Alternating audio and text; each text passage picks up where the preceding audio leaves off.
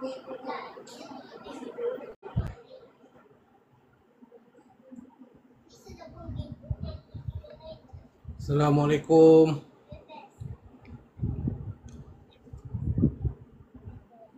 Betul dengar betul?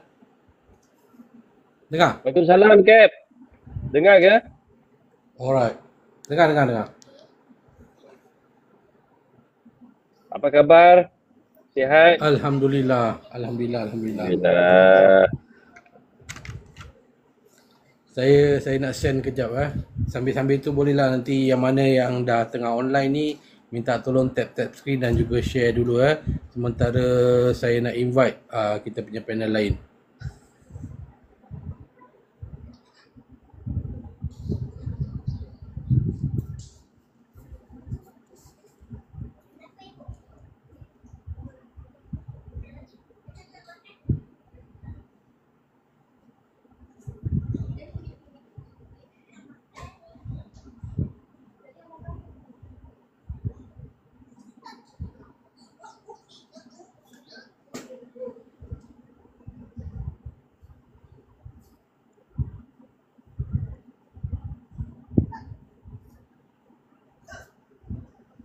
Hari ini tajuk menarik guys dan kita juga ada tetamu-tetamu yang menarik akan bersama kita, iaitu antaranya adalah ni saudara Razif kita dah masuk, kita ada lantik sebentar lagi, ada Tuan Rafiq Rashid dan juga Cikgu Bat.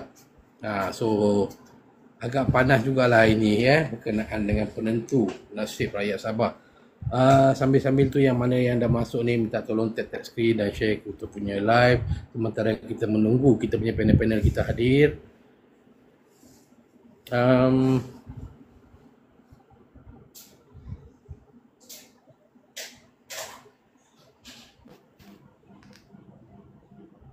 Assalamualaikum Tuan Syekh. Ya, Waalaikumsalam.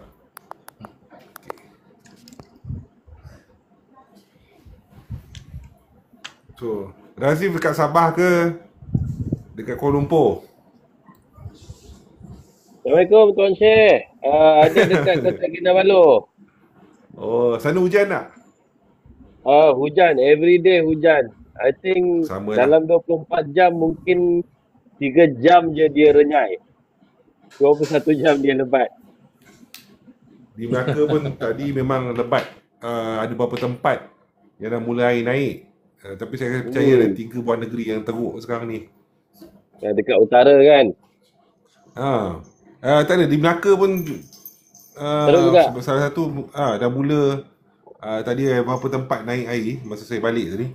So saya percaya saya takut belah-belah Alor Gajah, macam sini biasa Alor Gajah lah, daerah Alor Gajah yang banjir, Jasin, Melaka Tengah sebagai Melaka Tengah. So malam ni pergi berkempen ke? Tadi ada jemputan juga dekat Dun Karambunai. Tapi malam ni kita skip lah. Ada beberapa ahli MPN kita yang bersama dengan Camp Perikatan Nasional lah seperti biasa. But tonight I skip dulu and together with you all lah on the podcasting. Okay, Assalamualaikum semua. Ada 70 lebih mata memandang hari ni.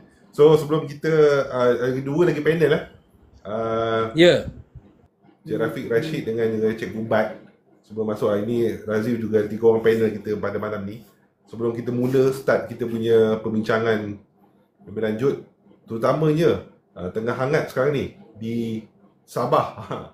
Dah makin dekat dah hari mengundi mengundi awal dah mula dah kan, saya percaya. Ya, mengundi awal dah mula 22 hari lepas. 2 hari lepas 2 hari lepas dah buang undi dah. Yang So yang lain akan mengundi hari Sabtu ni. Hari Sabtu ni insya-Allah penentulah. Mudah-mudahan tinggal tak sampai lagi berapa 20 berapa jam lagi lah. Kan? Correct. So kita punya sesi ni pun final lap lah untuk kita kupas dan educate lah. Yes. More to education lah pada yang lain. Okay. What is the guideline? Dia sebenarnya macam ni. Mana dapat campaign education? Nampak? Ya. Dia sebenarnya macam mana tadi sahabat Razif kita kata, we try to educate, kita tak nak rakyat kita buat educate. kesilapan.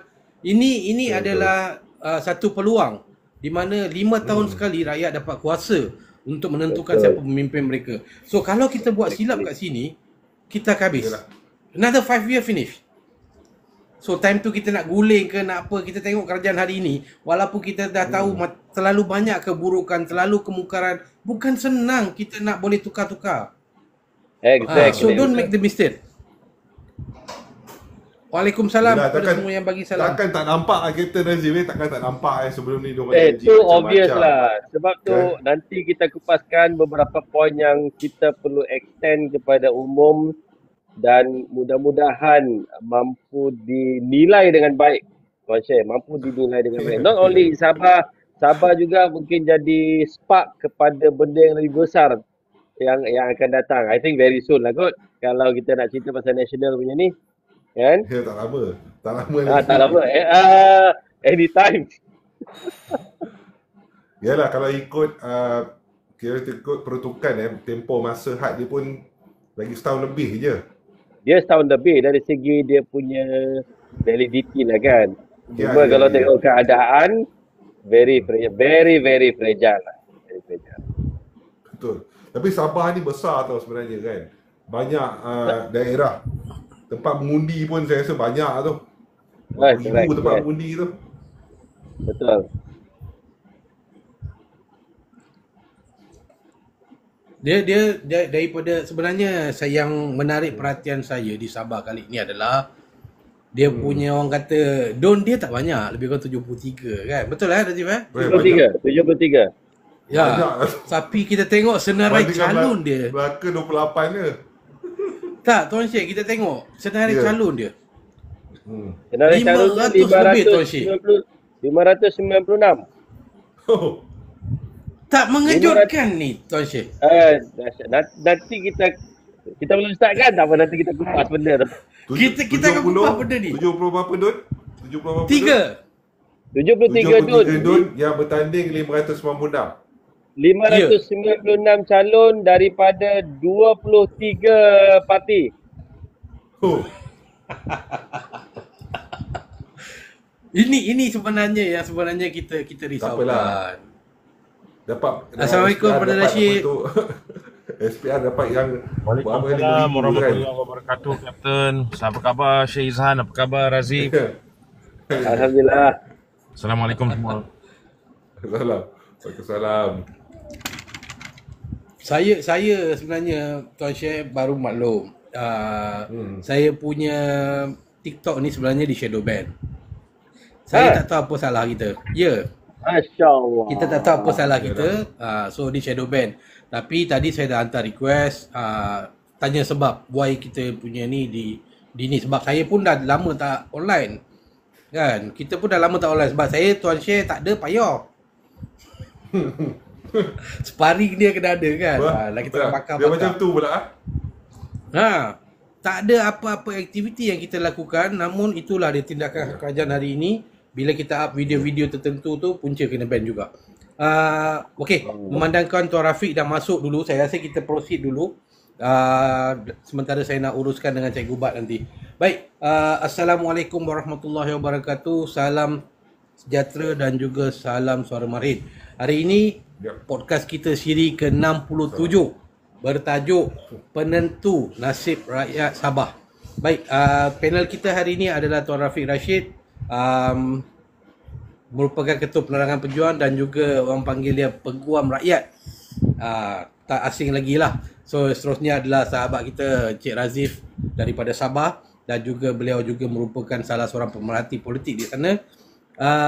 Tuan Syed Izhan, tak asing lagi, saya punya sparring partner, dan kita akan tunggu seorang lagi iaitu Cikgu Bat dalam masa sebentar lagi. Baik, tajuk kita adalah Penentu Nasib Masa Depan Sabah. Kenapa saya nak buat tajuk ni hari ni? Ini persoalan paling besar sebab kita tengok sepanjang ni terlalu banyak kempen dan saya rasakan media-media tempatan tak ada pun highlight kepada calon-calon selain daripada calon-calon pemimpin kerajaan, PH, BN kan, JRS, even warisan pun saya tak nampak sebagai satu parti dominan di Sabah. Tak ada pun saya nampak media tunjukkan ke upkan ke parti-parti warisan. Ia agak kolot pula saya rasa. Kenapa media nak berat sebelah?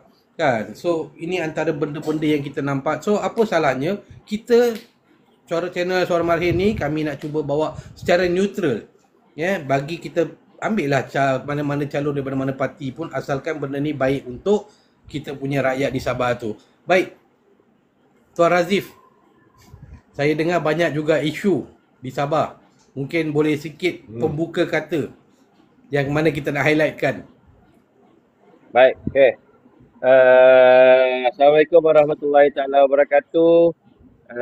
Khususnya kepada Kapten ya, organizer kita untuk siri podcast ni, dan rakan-rakan panel saya, sahabat saya Tuan Syed Izan dan juga Tuan Rafiq yang sama-sama baru balik daripada Kota Kinabalu, dan juga para penonton semualah yang menonton siaran kita pada malam ini. Alhamdulillah kita mendapat peluang malam ini untuk berbincang, berdiskusi, mendidik diri sendiri, mendidik rakan di luar sana, khususnya in conjunction with the PRN Sabah yang akan berlangsung 2 hari lagi.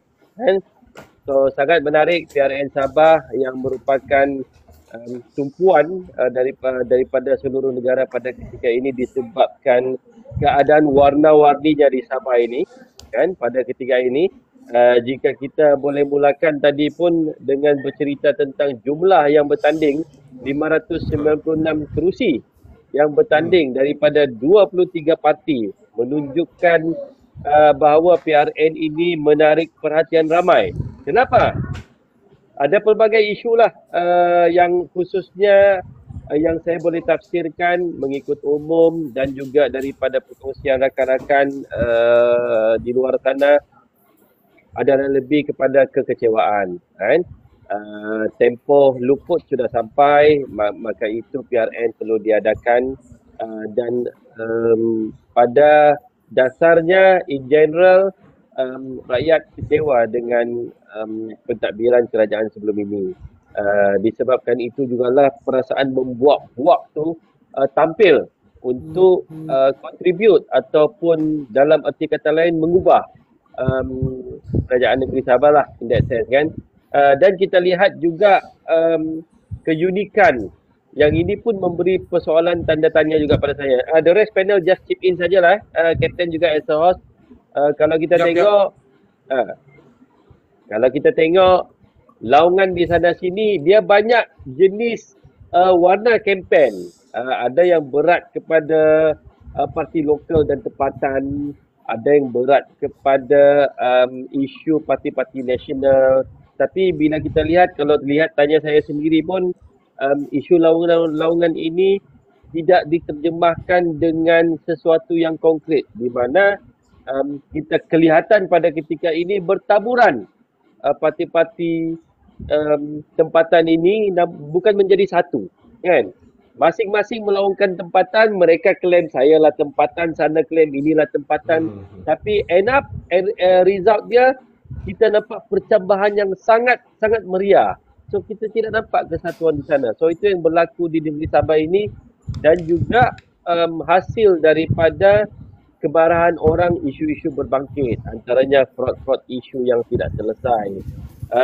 Juga isu yang ketika ini agak suram yang kita pernah bincangkan dulu, isu Zara Khairina juga tidak dilihat berada di tempat yang sepatutnya untuk diberi perhatian ataupun keadilan kepada masyarakat yang mengikuti kes-kes tersebut. So maka itu keadaan menjadi sangat menarik, kalau kita define sangat menarik, dan ramai yang menjangkakan a colourful result kali inilah.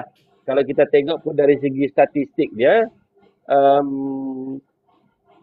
jika semua aware dengan maklumat-maklumat ni kan, ada 23 pertubuhan yang bertanding, parti 23. Daripada 23 ini, 23 termasuklah bebas, dan bebas juga kali ini, bebas bertanding ataupun keinginan kendiri itu telah menunjukkan 74 orang bertanding bebas ini. Cuma saya tidak ada taburan di peringkat DUN, tapi seramai 74 orang individu bertanding atas tiket bebas.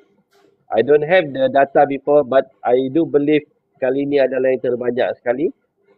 Selain daripada itu, hanya ada 7 parti yang menunjukkan kesungguhan lah, saya boleh lihat, boleh katakan kesungguhan untuk mencapai simple majority itu.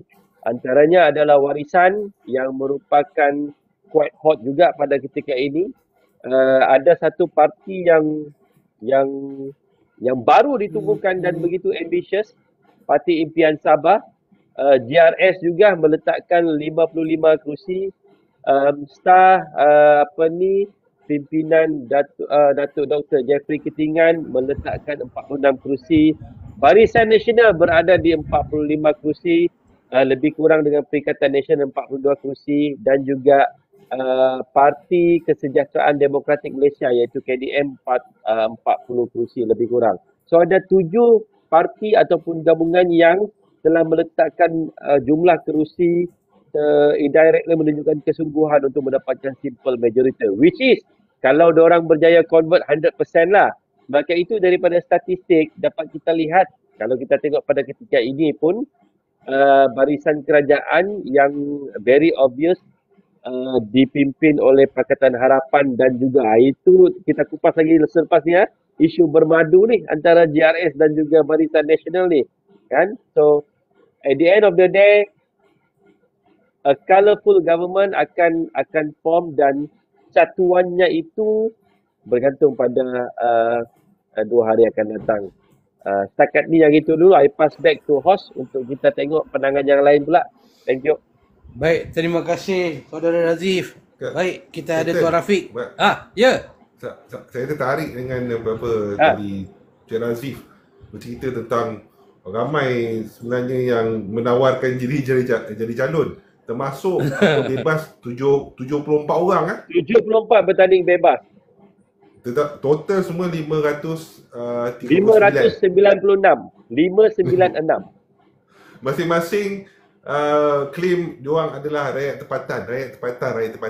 Tetapi kita kena tengok tapi saya percaya juga Sabah juga sama dengan negeri-negeri lain. Bila PRN ataupun PRU, sebenarnya isu tempatan ni adalah isu-isu yang very minimal, kecil je sebenarnya. Tapi rakyat sebenarnya nak tengok isu-isu besar, sama ada bakal calon ataupun bakal YB boleh selesaikan tak masalah-masalah diorang dekat sana. So sebenarnya nak tengok apakah sebenarnya diorang punya kita manifesto lah kan. Bagi kita tahu kita manifesto. Takkan kita nak cakap saya rakyat tempatan. Adakah itu menyelesaikan segala masalah rakyat? Takkanlah semua orang beranak dekat kawasan situ semua boleh jadi YB. Tak. Tetapi yang membezakan calon-calon ni adalah tentang idea, ideologi dan juga integriti. Ini yang memainkan peranan sama ada mereka layak ataupun tidak. So saya nak educate jugalah, educate guna perkataan Encik Razif tadi. Educate. Sebab saya banyak tengok tentang isu rakyat Sabah ni ialah infrastruktur, masalah air, masalah elektrik, jalan raya yang sebenarnya tidak pernah selesai secara total. Betul. Kalau kita tengok tak lebih daripada separuh pun 50% sebenarnya. Betul.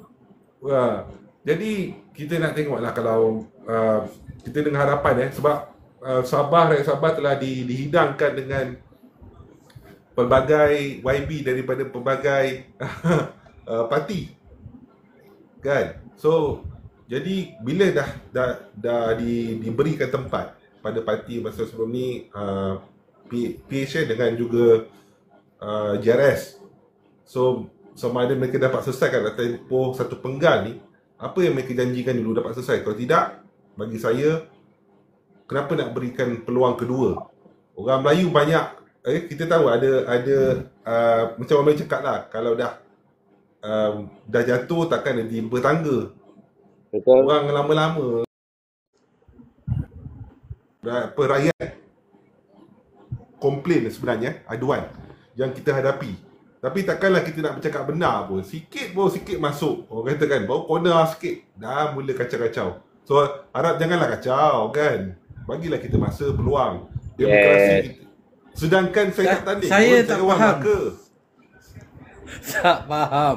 Saya pun tak faham. Saya tak buat apa pun. Kita baru nak bincang. Saya dah cakap awal-awal tadi, kita bawa benda ni neutral. Kan? Kita tak ada pun hentam-hentam. Kita bercakap berkenaan fakta. Then why must you all do like this? Sampai terus hilang, Betul. kena tendang terkejut kejap. Kita Saya mau dah bincang lah. tentang saya mau bincangkan tentang apakah pemikiran rakyat biasa kepada calon-calon yang nak bertanding wakil rakyat ni. Sebab tadi Cik Razif maklumkan semua berdabik dada rakyat tempatan. Takkan semua lahir kat situ semua jadi YB. Tak semestinya. Betul. Kita beritahu perbezaan tentang isu apa berlaku dekat Sabah. Mungkin saya jauh.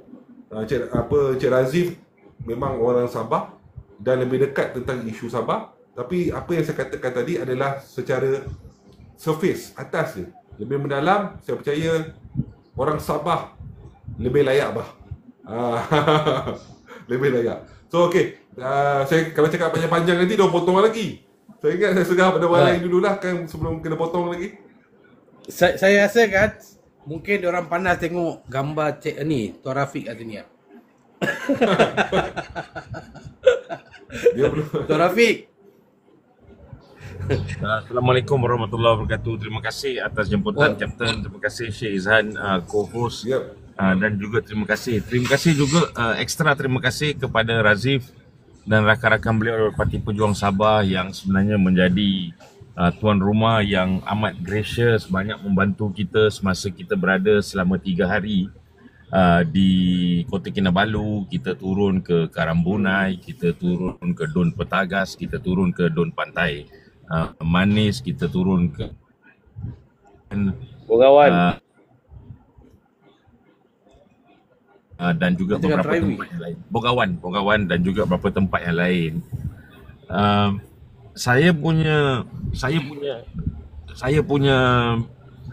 komen lebih kepada satu perkara yang menarik bagi PRN Sabah. Yang pertama yang saya letakkan satu starting point. This is the first time bahawa di PRN Sabah, rakyat Sabah akan mempunyai jumlah pengundi muda yang paling ramai. Jumlah pengundi muda yang paling ramai. Kerana undi 18 akan diimplementasikan buat pertama kalinya di Sabah.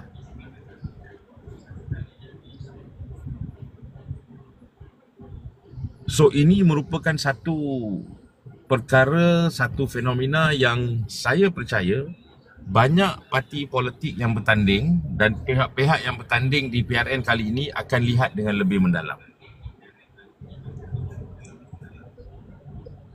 Kalau kita lihat kepada pola pengundian orang muda, anak muda di Semenanjung,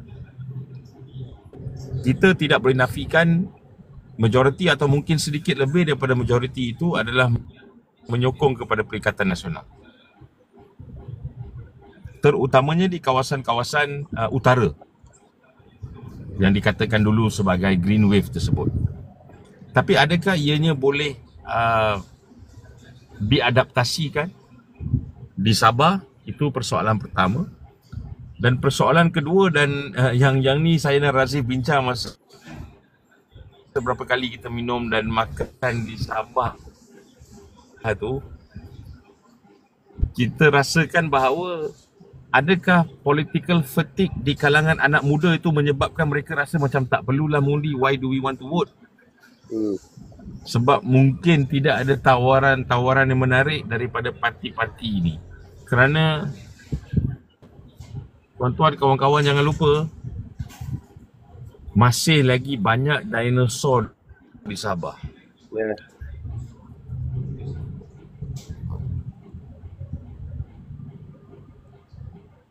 Dan kalau kita lihat kepada calon bebas tersebut,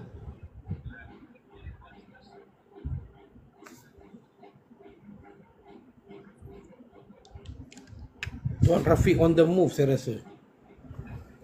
juga calon dalam pilihan raya ini. Tuan Rafiq, are you on the move? So dia akan menjadi satu isu yang menarik pot lah. Melting pot seperti mana yang dinyatakan oleh Razif tadi. So saya serahkan kembali, itu starting point saya. Adakah anak muda akan menentukan Sabah yang baru? Baik, terima kasih. Terima kasih. Saya rasa Tuan Rafiq dia on the move. Okey, apa point yang ditekankan tadi tu manifesto. Tuan Syekh, Ya. kita tengok setiap kali PRN, PRU ke manifesto ni menjadi satu aku janji kepada rakyat. Namun kini aku janji itu ataupun manifesto itu boleh dikatakan bukanlah sebagai satu kitab suci untuk dilaksanakan. Kan? So kita tengok bulan dan bintang dijanjikan oleh pihak kerajaan, namun persoalan yang saya mula timbul adalah berkenaan dengan kenyataan Bong Mokhtar bahawa mereka akan ubah dan mereka akan perbetulkan kesilapan tu sekiranya diberikan mandat. Pada pandangan Tuan Syekh, selama sebelum pemerintahan Haji G ini, Sabah dipegang oleh Barisan Nasional. So, kenapa tidak dibuat selama ni? And why now? So, pada pandangan Tuan Syekh, janji mereka ni boleh diterima pakai lagi ke? Bagi saya mudah aja. Sebenarnya orang lama di Sabah yang mungkin berusia 40 tahun ke atas, dia tahu benda ni. Dan saya agak tengok, yalah, kita rasa lucu sikit lah bila yang bercakap tu pernah memegang tampuk pemerintahan cukup lama di Sabah. Dan mereka sebenarnya ada peluang dan ruang, bukan hanya untuk bertakbir dengan baik, tetapi dia kata berikan mereka akan membetulkan apa yang kekurangan. Disebabkan apa? Disebabkan mereka dulu juga yang laksanakan pentadbiran di Sabah. Saya haraplah mungkin, yelah, kalau dulu-dulu kita tak ada Google, tak ada internet, mungkin susah untuk kaji balik sejarah, kena berdasarkan kepada surat khabar, buku, mungkin di arsip ataupun di perpustakaan. Tapi sekarang ni semua maklumat di ujung jari. Dan macam Tuan Rafiq cakap tadi, penentu adalah orang muda. Dan orang muda sekarang ini lebih celik dalam permodenan ataupun IT berbanding dengan kita. Saya percaya kat sini semua atas 40 dah. Bukan bawah 40, tak muda lagi dah. Dan mereka lebih celik dan mereka kerap menggunakan teknologi untuk mendapatkan sesuatu maklumat. Sebelum diorang boleh tahu, nama pecalon ni siapa, diorang Google je. Ataupun daripada parti mana, Google je. So saya berharap pengundi-pengundi di Sabah gunakan senjata, iaitu maklumat. Macam kita tahu dululah, kalau kita nak jadi lebih baik adalah ilmu. Dan ilmu tu kita perlu dapatkan. Sekarang ni, untuk kita mengundi, saya berharap pengundi-pengundi Sabah dapatkan maklumat tentang parti-parti yang terlibat, terutamanya yang macam Kapten cakap tadi, Bong Mokhtar mengatakan nak membetulkan kesilapan tu. Bagi saya itu terlalu klise sangatlah. Kerap kali nak bercakap tentang membetulkan kesilapan, mereka telah diberikan peluang, mereka telah mentadbir cukup lama.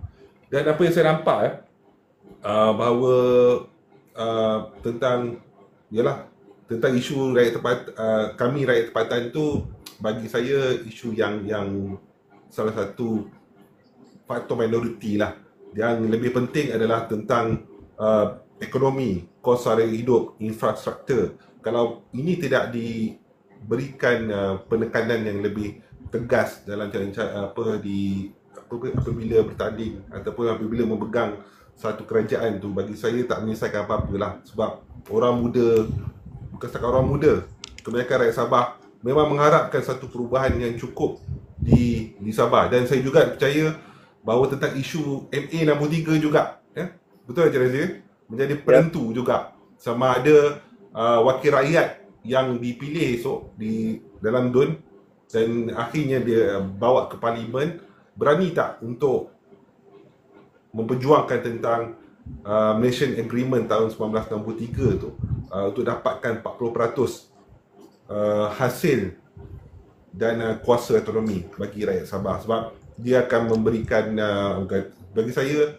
nanti rakyat Sabah juga akan mencapai kesenangan kalau wakil rakyat tu berani untuk memperjuangkan hak-hak mereka. So saya serah pada Encik Razif, mungkin Encik Razif nak tambah ke pasal isu ni. Okey, terima kasih Tuan Syed. Boleh Kapten saya tambah sikit Silakan. apa ni, mengikut pengamatan Tambah banyak pun tak apa. pribadi. Tambah lagi.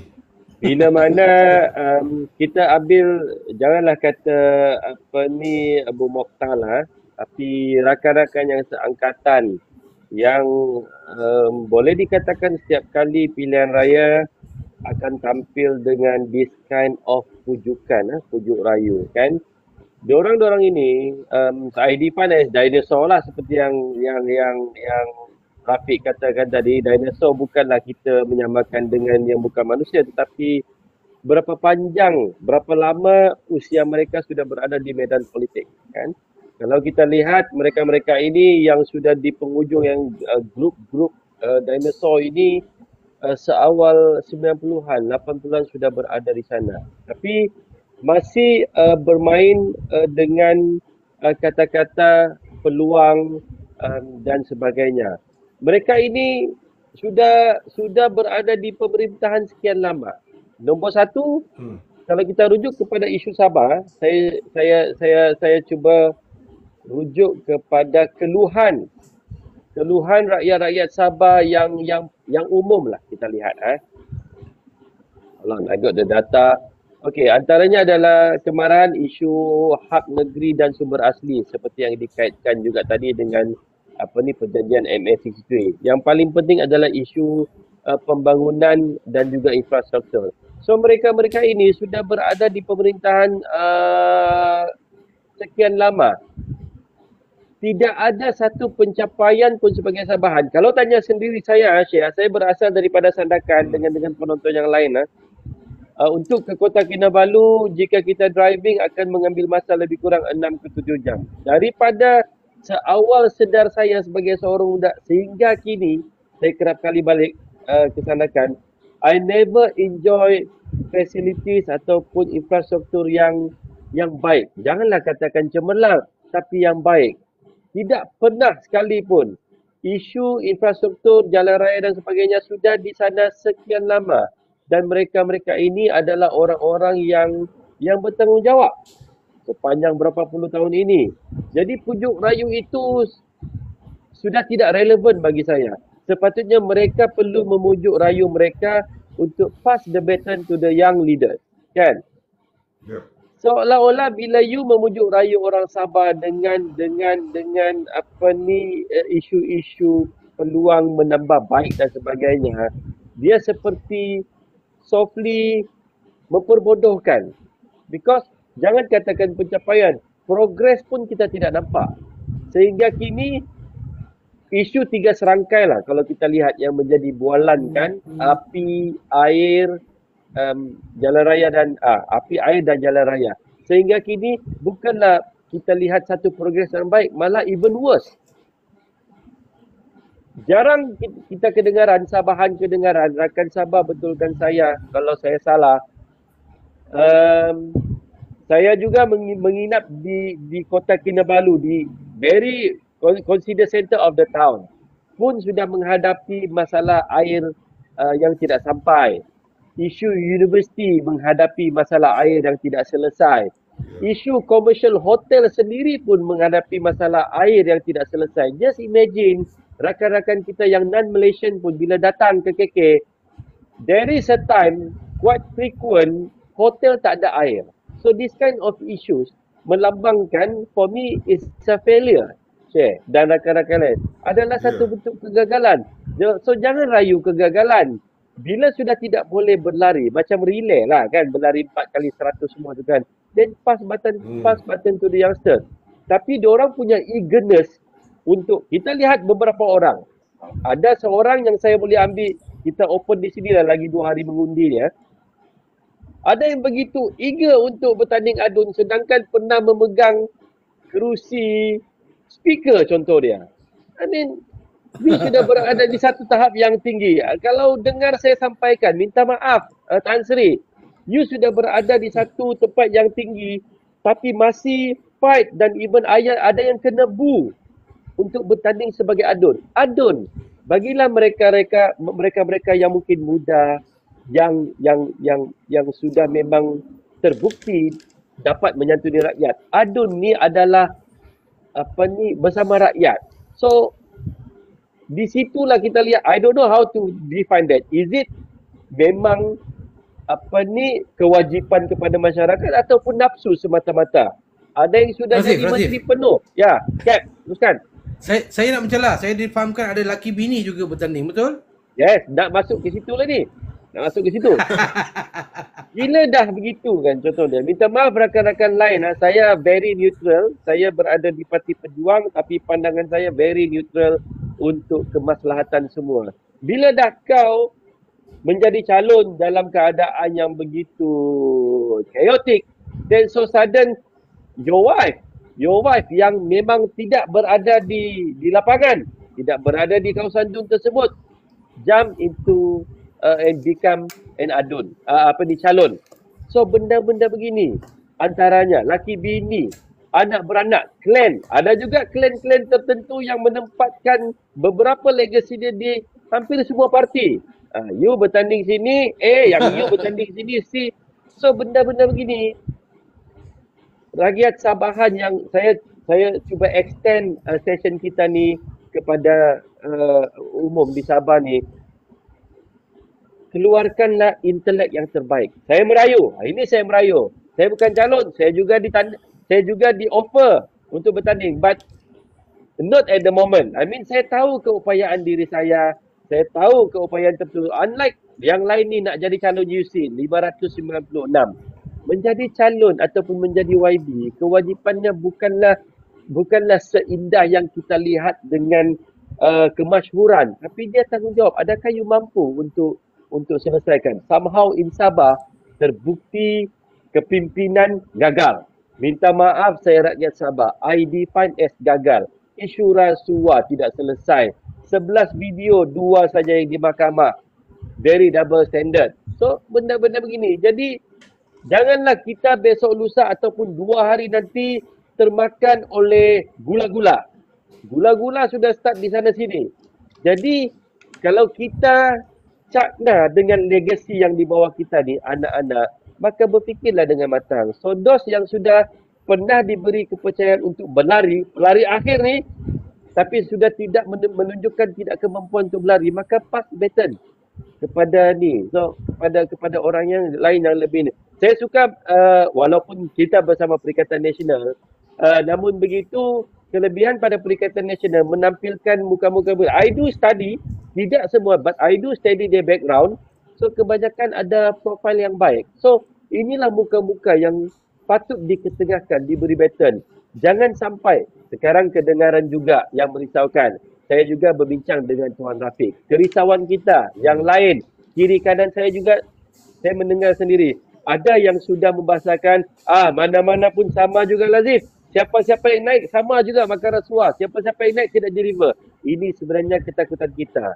Bila sudah ada mindset begini di kalangan masyarakat, artinya kita sudah tidak ada hope. Hilang hope untuk mengharapkan sesuatu yang baik kepada negeri Sabah. So itu yang berlaku di Sabah sekarang ini.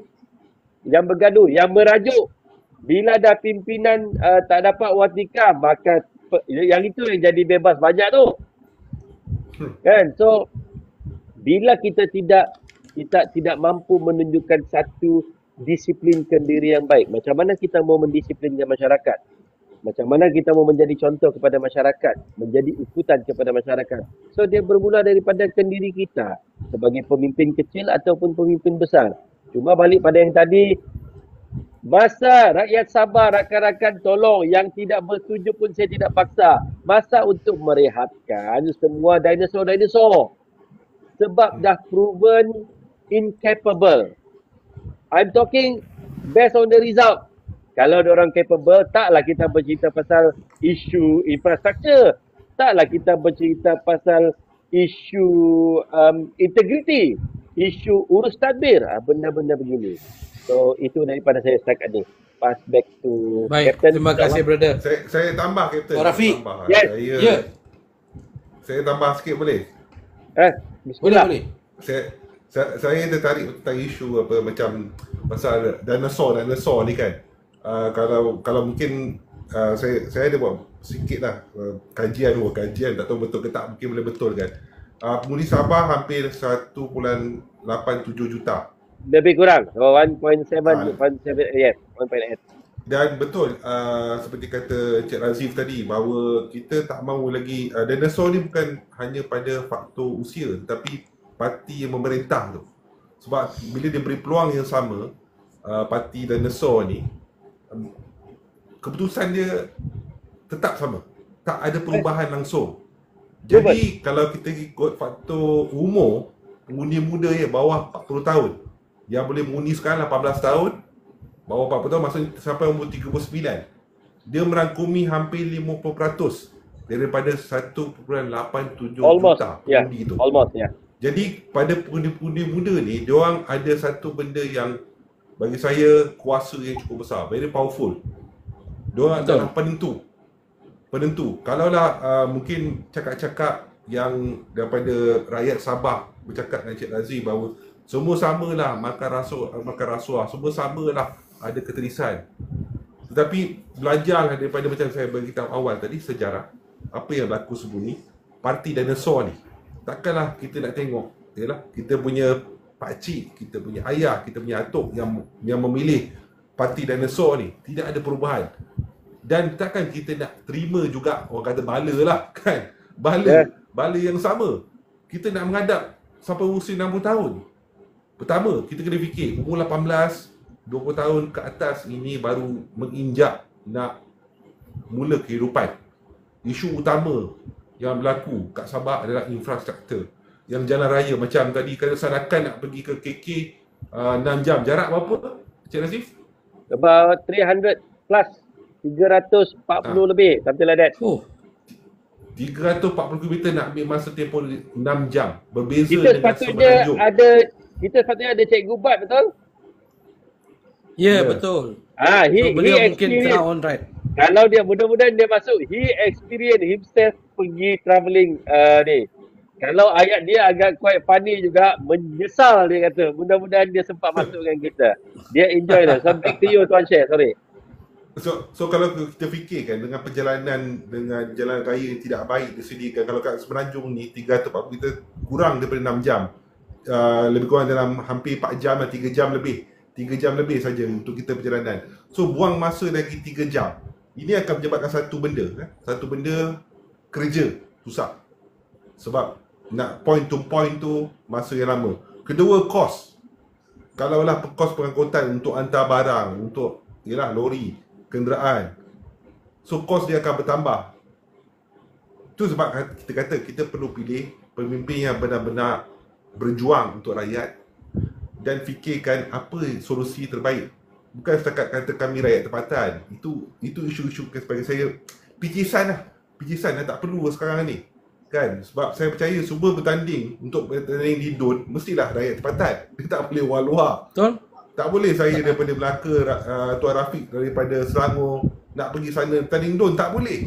Betul. Sebab Betul. IC kita mestilah IC di kawasan tersebut, kawasan DUN tersebut untuk kita layak bertanding kawasan situ. So isu tentang kami rakyat tempatan ni, saya harap rakyat jangan pandang. Kita nak tanya, apakah dia punya manifesto, apakah dia punya visi, apakah solusi dia. Kalau dia kata kami daripada Barisan Nasional contohnya, ya, kami nak perbetulkan kesilapan kami. Kamu dah parti dinosaur dah buat macam-macam dah, kan? Apa jadi? Masih lagi sama? Takkan nak orang muda nak terima nasib yang sama seperti atuk kami, seperti bapa kami? Tak nak. Kami nak satu perubahan. Dan juga kepada parti yang bersekongkol dengan Barisan Nasional, kita tahu siapalah, PH, kan? Jangan juga, sebab kita tahu bahawa kalau diberikan peluang, pasti keputusan yang sama juga akan dilakukan. Okay, Captain, kita terus pada Tuan Rafiq, soalan kepada Captain. Saya harap Tuan Rafiq dia dah berhenti memandu kot. Saya suka, Assalamualaikum. Saya suka mengulangi kembali apa yang saya katakan tadi tentang keperluan untuk anak muda keluar mengundi, dan saya rasa faktor penentu anak muda inilah sebenarnya yang akan menjadi satu faktor yang semua pihak dan parti yang bertanding tak dapat baca lagi ni. I don't think they are in a position to read where the young voters, first time voters ni akan mengundi. Ini merupakan satu kebimbangan kepada semua parti. Di sini saya melihat ada kelebihan kepada Warisan dan juga Perikatan Nasional. Kerana saya lihat kalau on paper dari segi calon-calon yang muda lebih kepada Warisan dan Perikatan Nasional. Kalau kita lihat kepada susunan calon-calon yang dipertandingkan oleh parti-parti tersebut. Pertama. Kedua, berkata tentang manifesto, saya dapati bila dibuat kajian, antara catchphrase yang trending di Sabah adalah kasih bagus Sabah. Ya. Itu tengah trending, antara yang top, kasih bagus Sabah. Saya pun terkejut bila contohnya parti yang pernah memerintah dulu iaitu Barisan Nasional, dia kata dia akan bagi peluang lagi sekali, nak bikin mantap lagi sekali, kan? Macam mana nak bikin mantap lagi sekali kalau in the first place tidak mantap? Ketiga, yang sedikit funny juga adalah iltizam, semangat berkobar-kobar oleh Perdana Menteri sendiri yang 2 kali turun padang ke Sabah, melaungkan retorik biasa di Semenanjung, disambungnya di Sabah, iaitu dia akan lawan rasuah, lawan sakau, orang ni telah rosakkan negara, kemudian dia akan bantu orang tindas, termiskin dan sebagainya. Dan lebih kelakar bila kita nampak sekarang ini di arena peringkat politik nasional dan juga di Sabah, kebanyakan orang-orang yang terkait dengan kontroversi rasuah itu sendiri adalah orang-orang yang menyokong beliau dan orang-orang yang rapat dalam pejabat beliau. So, kepada orang Sabah, mesti berhati-hati bila manusia ini bercakap. Kita di KL dah tahu dah. Ni nak bagi nasihat kepada orang-orang Sabah supaya jangan terperangkap dengan retorik yang dibawa oleh Perdana Menteri. MA 63-40%. Itu merupakan satu keputusan Mahkamah Tinggi di Kota Kinabalu, yang mana Mahkamah Tinggi, yang Arif Hakim Mahkamah Tinggi di Kota Kinabalu telah memutuskan bahawa kerajaan persekutuan, iaitu di Kuala Lumpur, Putrajaya, Federal Government, dia mesti memastikan 40% revenue itu diberikan kepada Sabah kerana it is constitutionally provided for. Ianya berada di dalam perlembagaan. Semalam, salah seorang menteri yang pernah keluar sekejap, sekarang dah masuk balik nampaknya. Dia kata perlu pilih orang-orang yang mempunyai kesefahaman politik yang sama atau haluan politik yang sama dengan persekutuan supaya memudahkan perundingan dan perbincangan untuk membawa balik 40% tersebut. Tetapi kepada bekas menteri tersebut, kalau mahkamah dah tentukan 40%, tak kisahlah siapa yang jadi adun, mereka juga akan mempertahankan 40% tersebut. So perkara-perkara logik sebeginilah yang kita nak rakyat fikirkan. Jangan percaya apa yang saya kata. Buat checking sendiri. Betul ke tidak betul perkara ini. So akhirnya landing point saya seterusnya adalah kita memerlukan keberanian dan kebijaksanaan pengundi-pengundi di Sabah. Saya pernah naik pentas ceramah banyak kali semasa isu Zahra Khairina tengah panas. Dan saya telah nyatakan bahawa ada gelombang perubahan yang bermula di Sabah yang akan disambut di Semenanjung.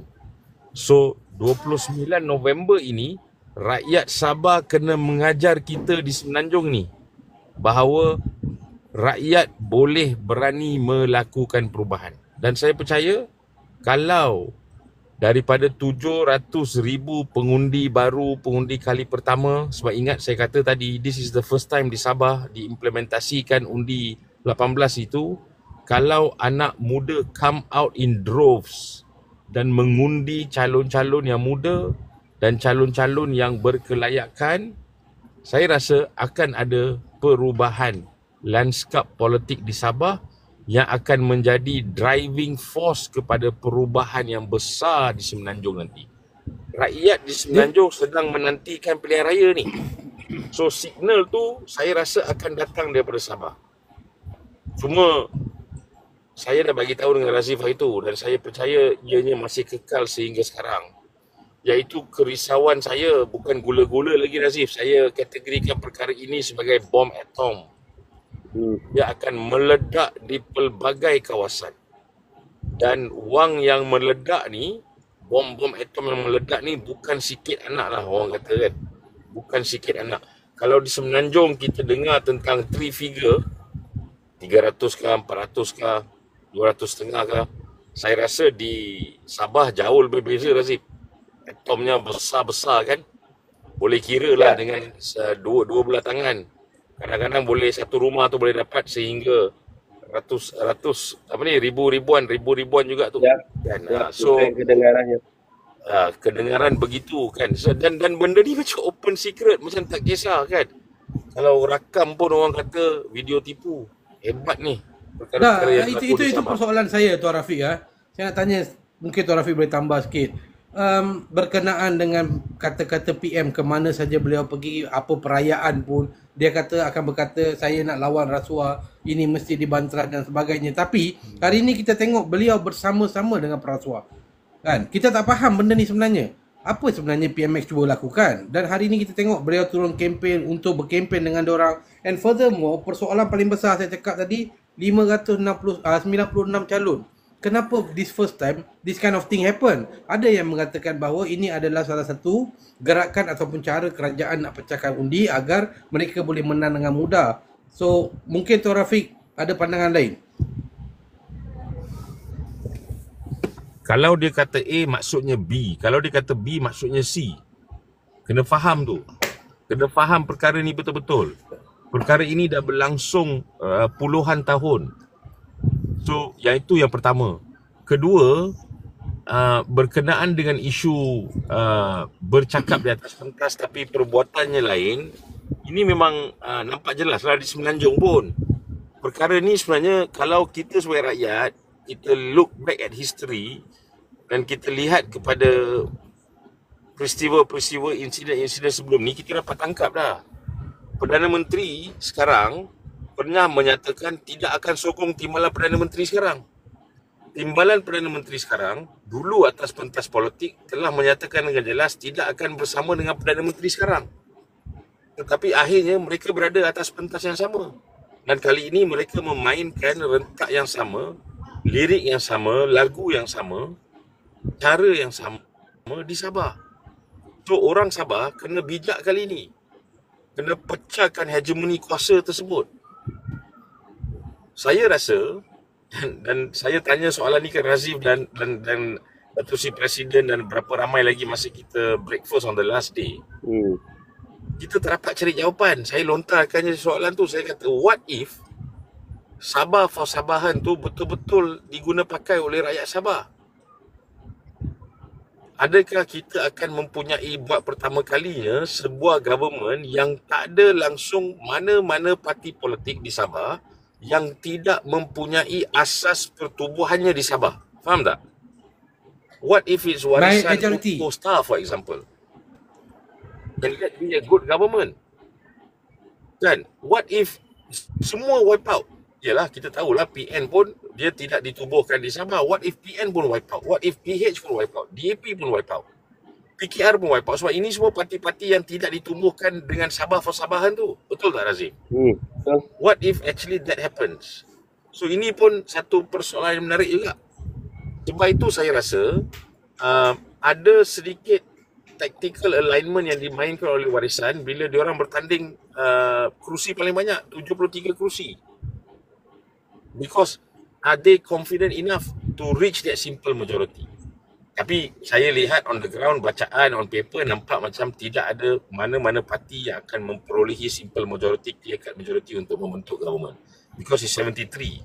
73 maknanya you kena dapat 37 dan you can form government, the fastest person to run to the government to get the seat position, dan kemudian akan ada kuasa untuk lantik 6 lagi lantikan.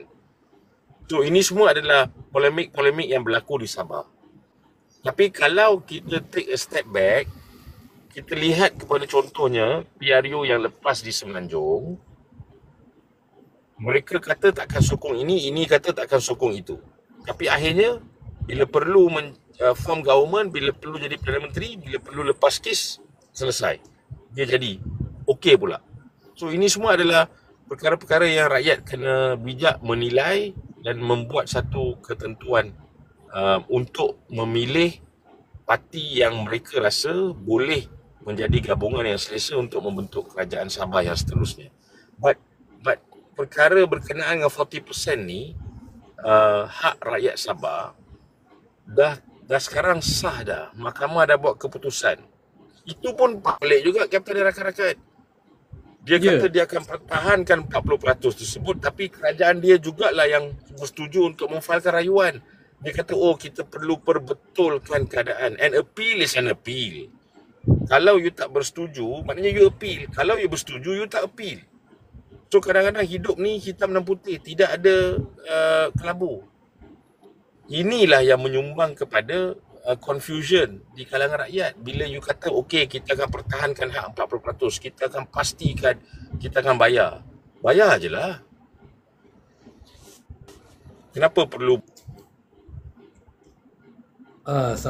So ini antara perkara-perkara yang mungkin rakyat Sabah akan lihat. Terima kasih. Baik, thank you Rafiq. Baik, pada viewer yang sedang menonton ni, siapa-siapa nak tanya soalan pada panel boleh request hutang kes di bawah. Alright, so boleh tanya dengan panel nanti soalan direct. Dan di masa yang sama, saya mohon yang mana sedang menonton ni minta tolong tap screen dan share seramai mungkin agar sampai kepada pengetahuan rakyat yang bakal mengundi pada hari Sabtu nanti. Baik, Tuan Syekh, saya terbaca satu penulisan. Saya ingin tanya Tuan Azim. Silakan. Berkenaan dengan persoalan Tuan Rafiq tadi tu, sama ada bagaimana penerimaan terutamanya rakyat Sabah ni kepada parti yang bukan ditubuhkan di Sabah.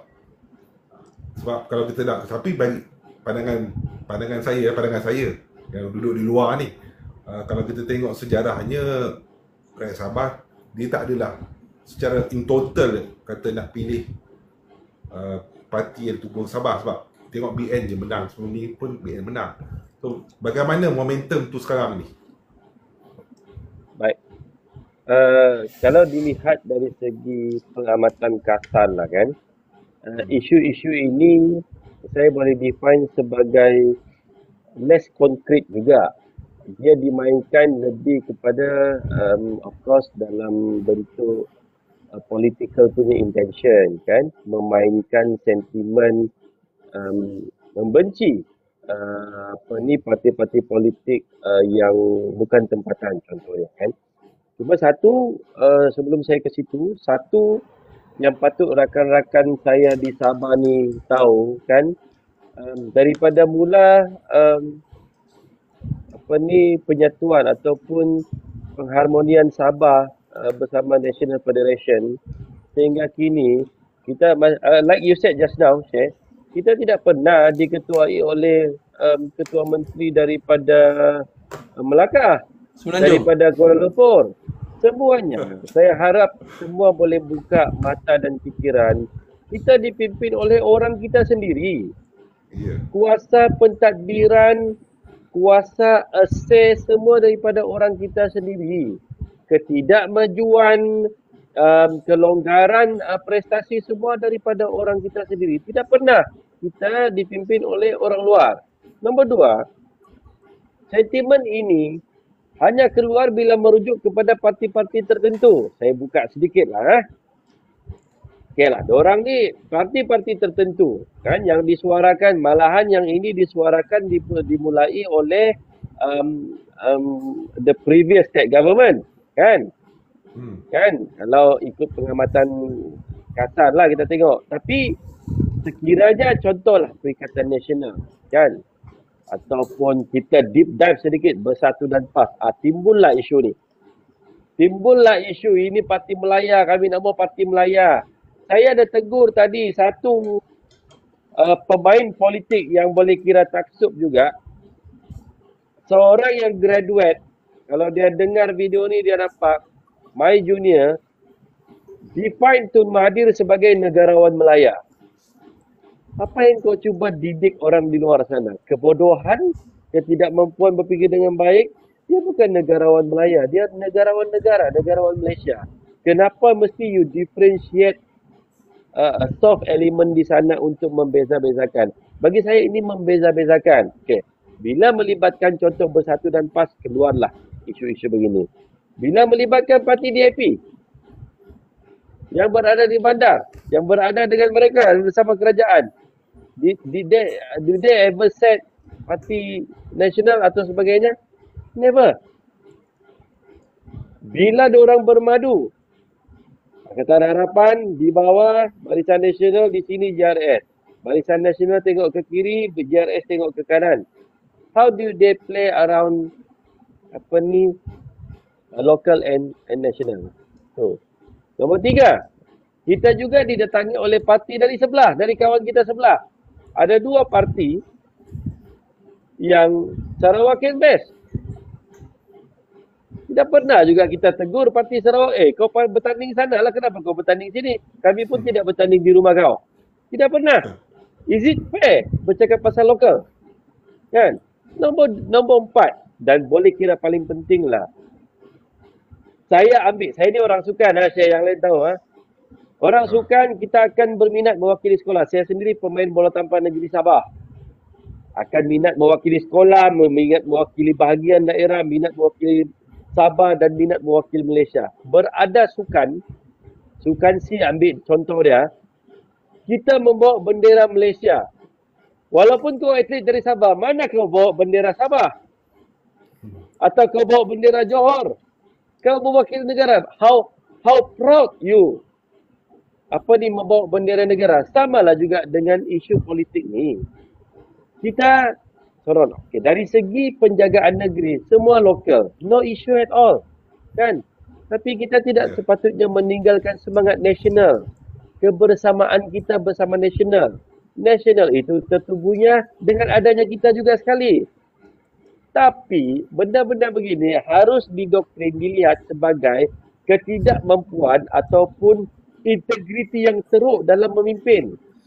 Jangan salahkan lokal dan tempatan. There is no issue. Kan? Lokal dan tempatan. Untuk PRN Sabah, kita bercakap pasal kemaslahatan negeri. Untuk PRU, bila you bertanding, you akan duduk di parlimen. Takkan you duduk di luar parlimen. Oh, sorry lah. Kami tidak boleh duduk di parlimen. Kami Sabah. Kami cerita pasal Sabah saja. Bila dia appoint kau jadi menteri penuh, you talking about national interest. Oh, sorry. I cannot become a minister sebab saya Sabahan. Saya semangat lokal. Mana boleh begitu? Salah. Jadi saya cuba sampaikan kepada semua, mungkin bahasa sedikit kasar, ubah benda ni. Jangan kita termomok oleh dinosaur ni. Sabah ni, yang bercakap pasal lokal pun dulu pernah jadi menteri persekutuan.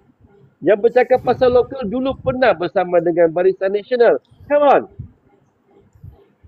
Sebab itu, kali ini ataupun besok, saya mengharapkan dan mendoakan intellectuality yang terbaik dalam membuat undian.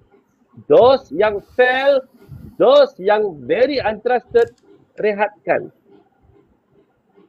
Bila kita mampu rehatkan mereka-mereka yang mengemudi baru-baru ini, then baru kita mampu untuk mengorek bersalahkah mereka atau tidak. Selagi mereka masih mengemudi, kes-kes yang berlaku sekarang very hard to determine. So, balik pada nasional dan lokal, lebih kepada permainan politik, dan insya-Allah those yang mampu berfikir dengan baik tidak akan terpengaruh dengan doktrin begini. Balik pada host. Terima kasih Cik Razif. Saya sebenarnya tertarik berkenaan dengan pencerahan Cik Razif ni. Sebab kita tahu, sedia maklum apabila PMX mengangkat jawatan dia sebagai Perdana Menteri Malaysia yang ke-10, first kali beliau implement adalah 3R. Sedangkan negara kita tidak pernah pun ada kekacauan membabitkan royal dan juga race dengan religion. Tak pernah ada pun. So that's the motive dia open. And in Sabah kita dapat tengok dia mula pecahkan.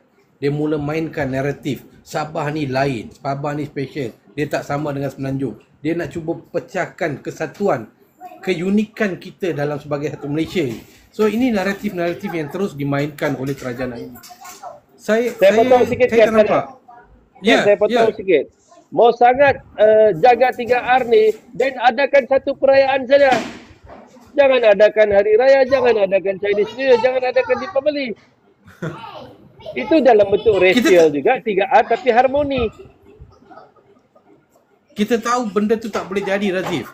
Ya? Yes. Kita tahu benda tu tak boleh jadi. Tapi kita tengok asal diorang datang aja, diorang bawa naratif-naratif untuk memporak-perandakan rakyat, untuk menghilangkan penyatuan rakyat, keharmonian pelbagai kaum ni. So itu sebenarnya mengecewakan daripada awal. Tapi apa yang kita lihat di Sabah hari ini, mereka mula main. Diorang tahu dalam Sabah ni terlalu banyak juga sebenarnya. Walaupun Sabah ni orang kata ada pelbagai kaum, ada Iban, Kadazan, Dusun, Etnik. kan banyak sebenarnya etnik dia.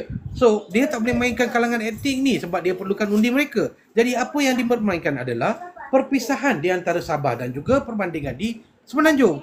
So dia orang mungkin, saya tengok ada juga naratif yang mereka mainkan kenapa Semenanjung semakin maju dibandingkan dengan Sabah. Adakah salah kepada kerajaan yang memerintah? Betul tak betul? Macam tadi Razif cakap, kerajaan hari ini diperintah oleh anak Sabah sendiri, bukan orang Semenanjung. Yes. So, if the fault to be given should be given to the Sabahan punya pemimpin, bukan daripada Semenanjung. So, saya setuju dengan apa yang statement tadi Tuan Razif cakap tadi, itu betul. Tapi kita tengok, hari ini juga PMX naik, mengatakan kita nak lawan rasuah lagi. Ya, nak tolak semua orang ni. Kan? Nak siasat kononnya 2 orang dah sangkut. Persoalan hari ini, kenapa rakyat tak nampak lagi ke seorang, orang kata salah satu calon tu dah tengah menghadap kes 2.8 juta di mahkamah dan sanggup pending dulu kes tu untuk dia hadapi pilihan raya ni. So sebagai seorang yang sedang menjalani mahkamah ni, layak ke dia untuk diangkat sebagai seorang adun di kawasan dia? So ini menjadi persoalan paling besar. Integrity is no more there. Dia dah terpalit. Dan saya tadi ada terbaca satu what we call keputusan mahkamah, ya, mahkamah yang di-share oleh Cikgu Bat, bahawa ada satu lagi kes yang membabitkan rasuah juga, membabitkan individu yang sama, ya, berkenaan dengan pembinaan hospital Queen Elizabeth. So ini agak, so ini agak mengejutkan.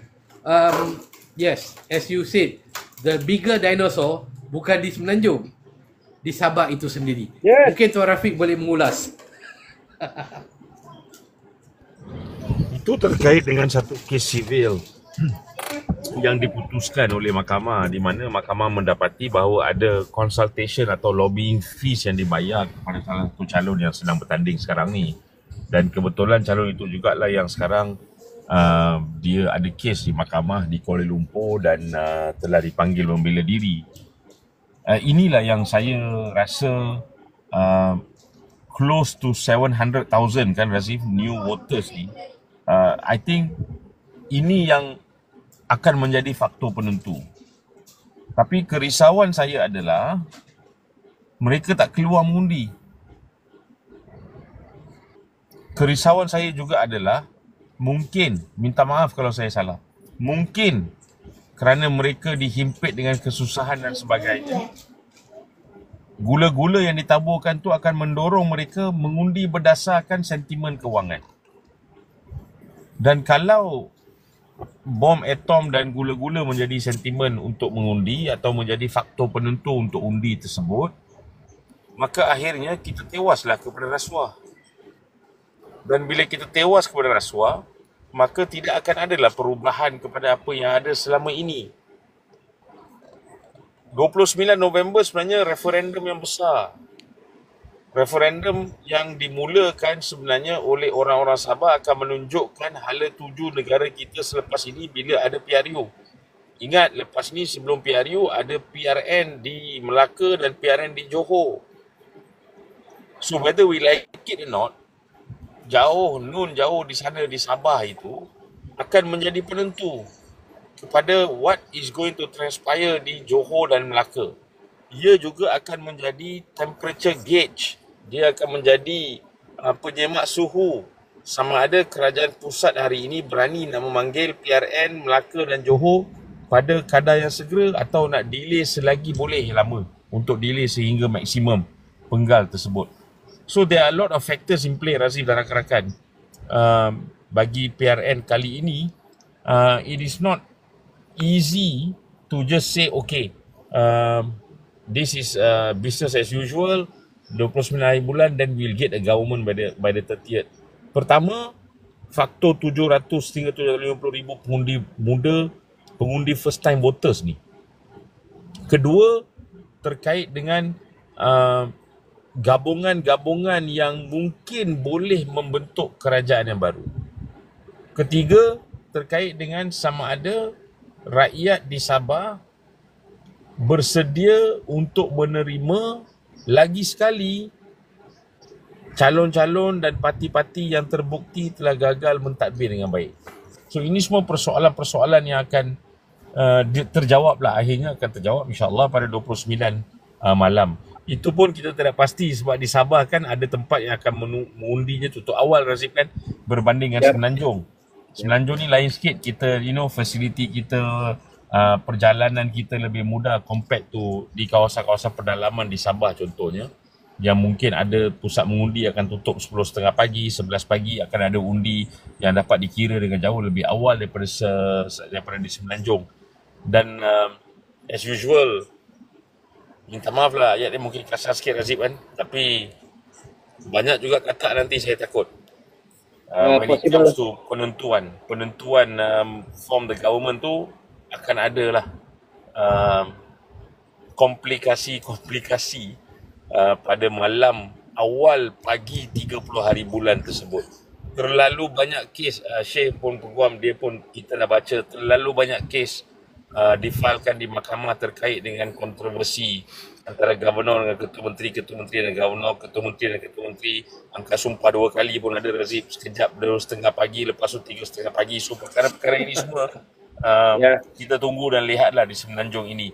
Cuma harapan kita adalah pertama, rakyat kena keluar mengundi. Pertama. Kedua, yang paling penting adalah untuk memastikan bahawa jangan termakan dengan rasuah.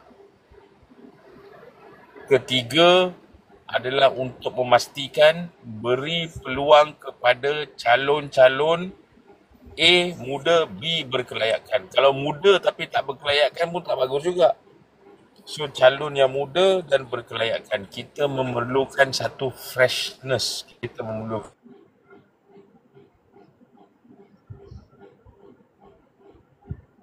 Rafiq, Sebab saya sebagai parti pejuang, kita pun turun dan kita dah menyatakan dengan terbuka kita menyokong Perikatan Nasional. Of course saya nak Perikatan Nasional menang, tapi pada masa yang sama saya harap kalau ada calon-calon yang bagus daripada mungkin parti-parti warisan contohnya, atau mungkin dari segi KDM atau STAR, dan pilihlah mereka. Tuan Rafiq, saya sebelum Tuan Rafiq nak ni, saya nak tambah sikit. Kita di Semenanjung ni setiap kali PRU atau PRN ni selalu juga berlaku blackout. So Sabah ni dia infrastruktur dia kurang baik. So possibilities nak blackout tu tinggi. So do you think will be a big blackout dekat sana nanti pada pemilihan nanti?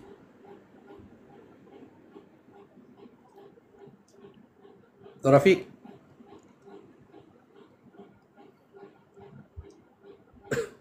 Okay, mungkin Tuan Syekh boleh ngulas, Tuan Syekh. Berkenaan dengan blackout ni. Ya. Kalau Ini biasanya orang kata memang satu lumrah lah bila mana dalam pilihan raya, bila masa nak kiraan undi di mana undi-undi tu dirasakan dah makin lama makin tipis ke arah mereka jangkakan. Bagi saya itu isu yang memang kerap kali lah digunakan tiba-tiba blackout, dan terutamanya Sabah lah kita tahu mereka kata gunakan elektrik terganggu sebab orang kan anggap benda tu biasa sebab ialah infrastruktur untuk elektrik dan juga air adalah common di Sabah.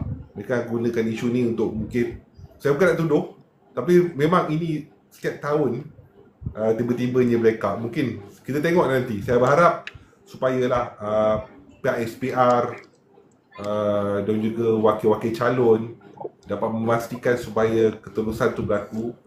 Sebab kita naklah satu pemimpin yang kita pilih tu datang daripada undi yang bersih lah. Itu kita mahu.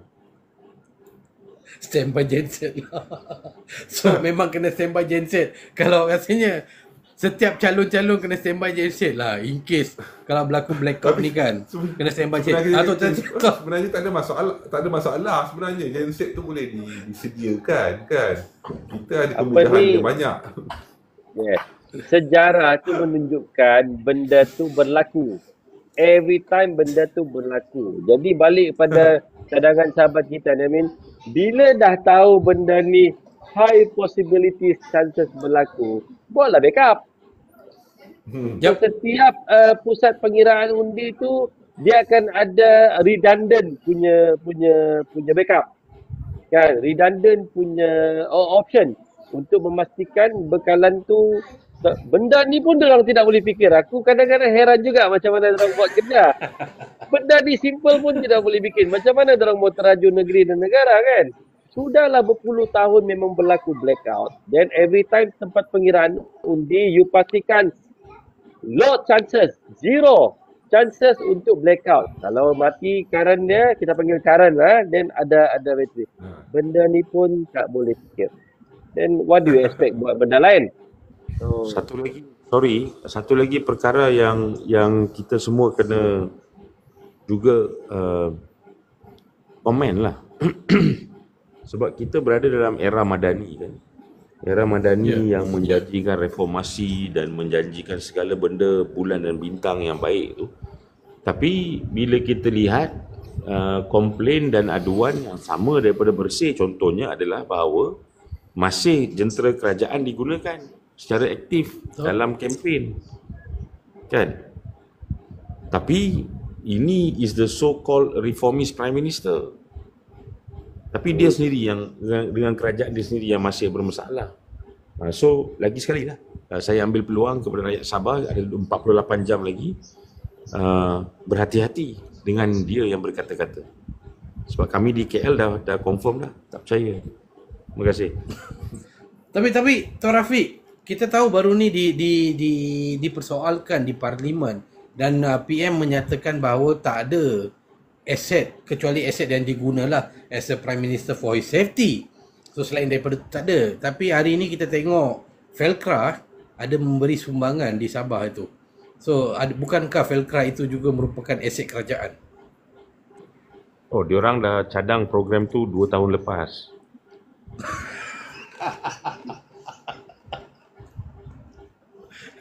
Dua tahun lepas dah cadang baru time PRU lah. Saya Tuan share, maybe you can what we call bolehlah orang kata buat sedikit pencerahan berkenaan dengan penjamuan.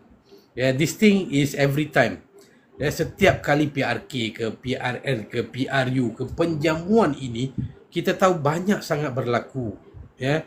Tak kisahlah dia bagi orang makan ke, bagi hadiah ke, bagi sumbangan. It is under the penjamuan. Dalam kalau ikut akta SPR itu, penjamuan itu tidak dibenarkan. Dan dia ada dia punya hukuman dia sendiri. Walaupun ada orang kata laporan-laporan dibuat. Tapi isu penjamuanan ini, kita tak nampak dia punya impact dan juga kita tak nampak pun dia punya ni. Kenapa? Adakah kerana kerajaan mereka boleh buat?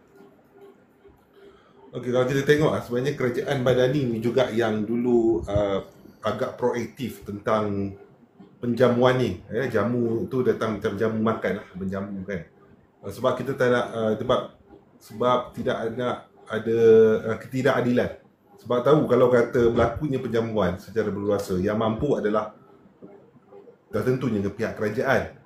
Dan yang peliknya, zaman mereka menjadi macam Tuan Rafiq cakap tadi, reformis ataupun pembangkang, cukup lantang sampai berguling-guling. Kalau batu tar tu tajam, sanggup berluka di badan, sanggup berkemah di antara mereka semata-mata untuk memperjuangkan keadilan supaya tidak adanya salah laku, tidak adanya penjamuan. Tapi bila dapatnya kerusi empuk, mereka menggunakan sewenang-wenangnya dana jendera kerajaan. Terang-terang, kalau tempat tu dia umumkan nak bina jabatan, nak bina bagi peruntukan, dan nilainya bukan sikit. Semuanya juta, tak adalah ribu-ribu, juta. Dan ini memang Nasib baik bukan bilion. Secara jelas terang-terangan adalah satu bentuk penjamuan. Tapi biasalah bila ia melibatkan kerajaan sendiri, bukan saya tuduh, tetapi pihak agensi berkuasa nampaknya dia macam video kabur lah. Tak nampak, tutup sebelah mata. Dan diorang punya, nak kita kata macam mana, terjemahan dalam akta SPR itu berubah, terutamanya oleh individu yang daripada kerajaan lah. Bagi saya, kalau kita dah terang-terang dalam akta SPR mengatakan penjamuan itu salah, kita katakan salah. Tak kira daripada pembangkang ataupun pihak kerajaan, supaya kita naklah bersaing tu pertamanya secara sihat dan kita nak secara adil. Bayangkanlah, terutamanya yang melihat kita hampir 400 orang malam ni. Kalaulah kita melihat perlawanan bola sepak katakan, ataupun perlawanan bola tampar, Tuan Razif bertanding Malaysia lawan negara lain, dan perlawanan itu berat sebelah, di mana kita tahu kalau kata bola sepak, faktor usia lah kan. Yang bertanding mewakili Malaysia semua kena atas umur 30 tahun. Tapi yang melawan Malaysia semua bawah 30 tahun.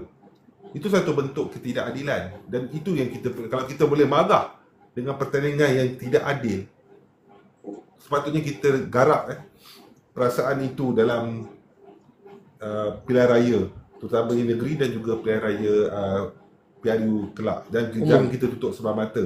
So memang kita tak boleh, mungkinlah kita nampak pihak agensi berkuasa, saya tak tahu siapa, tetapi kita tahulah kalau pilihan raya siapa yang berkuasa. Menutup sebelah mata, kabur pandangan dia boleh melibatkan pihak-pihak yang individu kerajaan menabur jamu ni. Kita sebagai rakyat ada kuasa, kita tentukan undi itu kepada pihak yang sepatutnya layak untuk menang lah. Itu saja kata. Saya nak minta Tuan Syekh ulas juga, memandangkan bos dia selalu kata kita tolak rasuah, setpol dia sendiri main rasuah. So ini yang saya nak bagi rakyat nampak, sebenarnya bagus sebenarnya. Situasi ni berlaku bagus. Supaya rakyat dah nampak hari ini. Kita tengok betapa hipokritnya PM kita. Selalu melaungkan no kronism, no rasuah. Tapi di Sabah relax je kronism.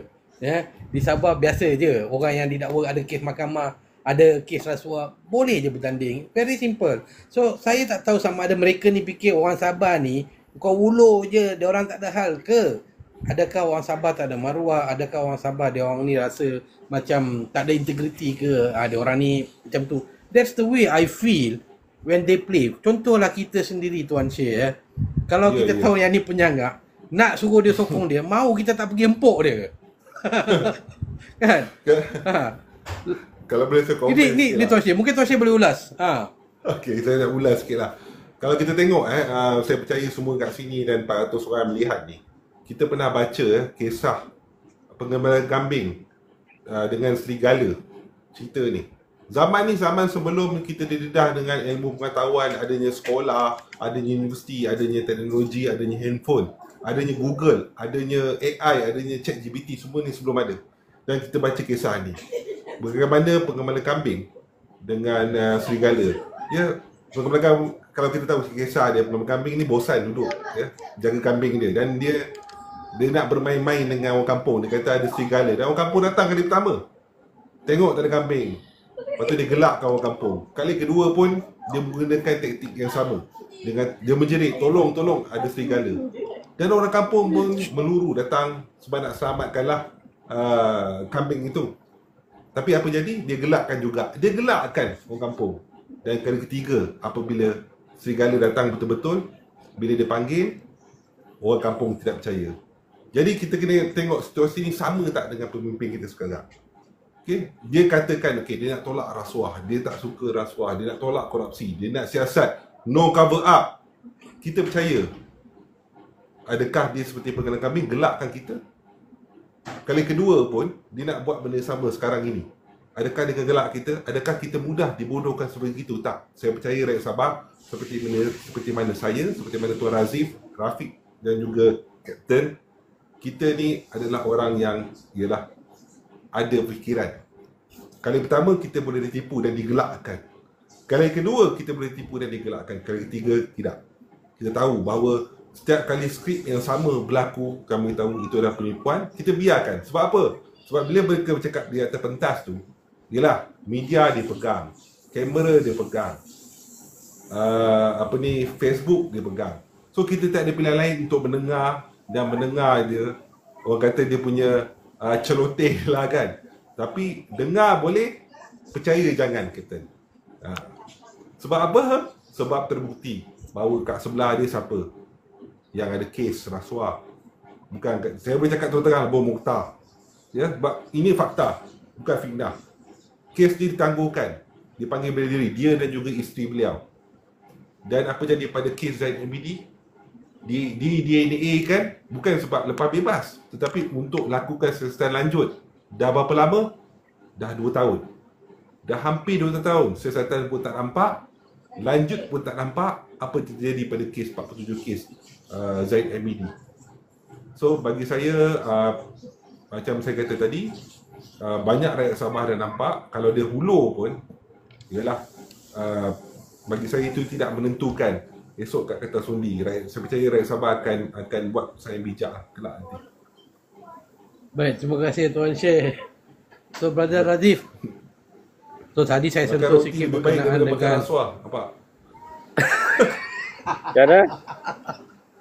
Tak, ada Saya- orang tulis saya di tadi bawah ada itu sentuh. komen. biar makan roti jangan makan rasuah, dia kata. So Razif, tadi saya dah berkenaan dengan kronism. Ya. So kronism ni kita tahu kerajaan hari ini betul-betul cukup lantang lah bersuara menentang kronism. Tapi di Sabah hari ini kita tengok ada sampai 8 6 ke 7 8 orang. From one family So agak mengejutkan walaupun daripada parti-parti lain. So Setuju. what is the play? Setuju. Saya dah sebut tadi, yang ini melibatkan legasi yang besar, kan? I think rakyat Sabah secara umum tahu apa yang kita perkatakan legasi ini. Dan menariknya, 7 orang, 8 orang ini kebanyakan ada beberapa vehicle yang diorang wakili, bukan daripada satu parti yang sama. Adik-beradik, ada yang adik-beradik, ada yang bersepupu dan sebagainya. Dan ini kalau kita lihat panjang ke atas, kan, kita tahu siapa yang di atas itu, kan.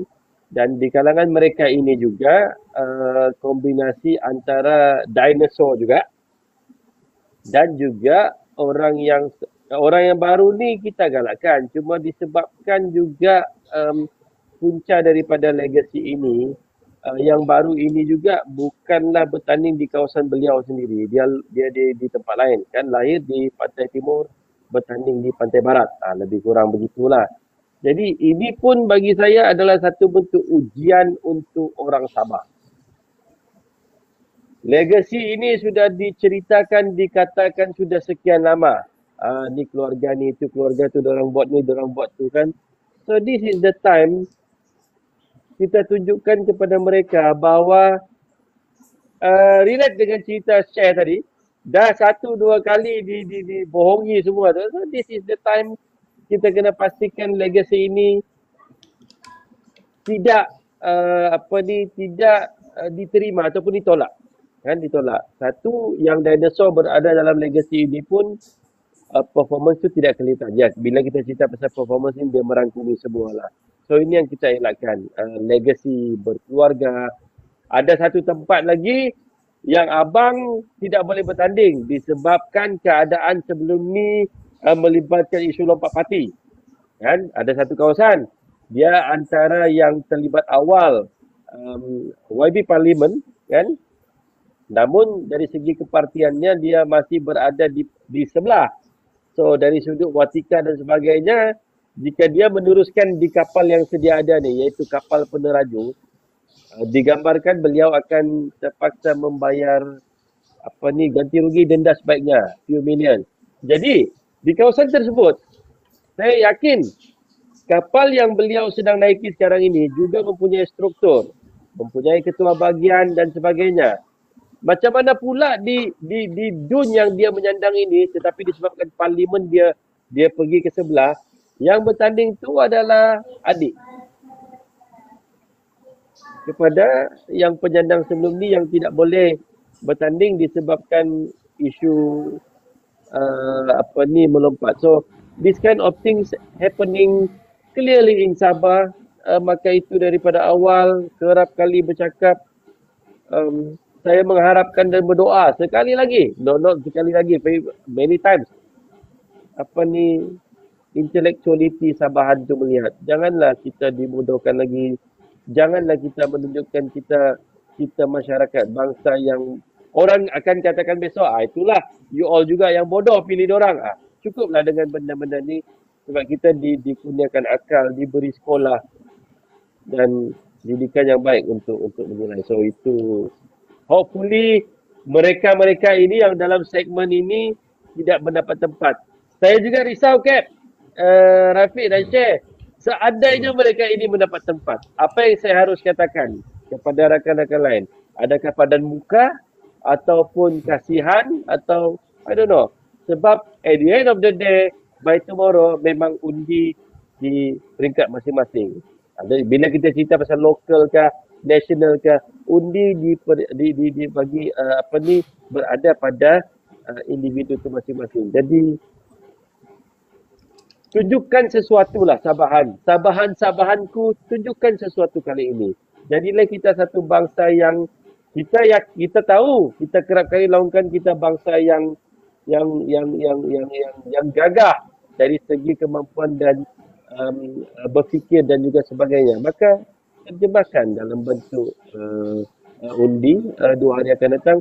Jangan lagi kita dijajah oleh dinosaur lama ni, which is result dia. Sebelum kita pilih dia pun kita dah tahu apa yang akan berlaku. Baik, terima kasih. Tuan Rafiq, saya mungkin nak minta Tuan Rafiq sentuh perjanjian Anwar Trump. Sebab ialah 70,000 ekor di Sabah kan. Lepas tu rasuah pun membabitkan isu tu juga. So mungkin Tuan Rafiq boleh sentuh sikit ke? Perjanjian Anwar Trump 2025 yang ditandatangani antara Trump dan Anwar Ibrahim pada 26 hari bulan Oktober 2025, kita lihat adalah satu perjanjian yang berat sebelah. Satu perjanjian yang mana Malaysia berada di kedudukan yang jauh lebih rendah daripada Amerika.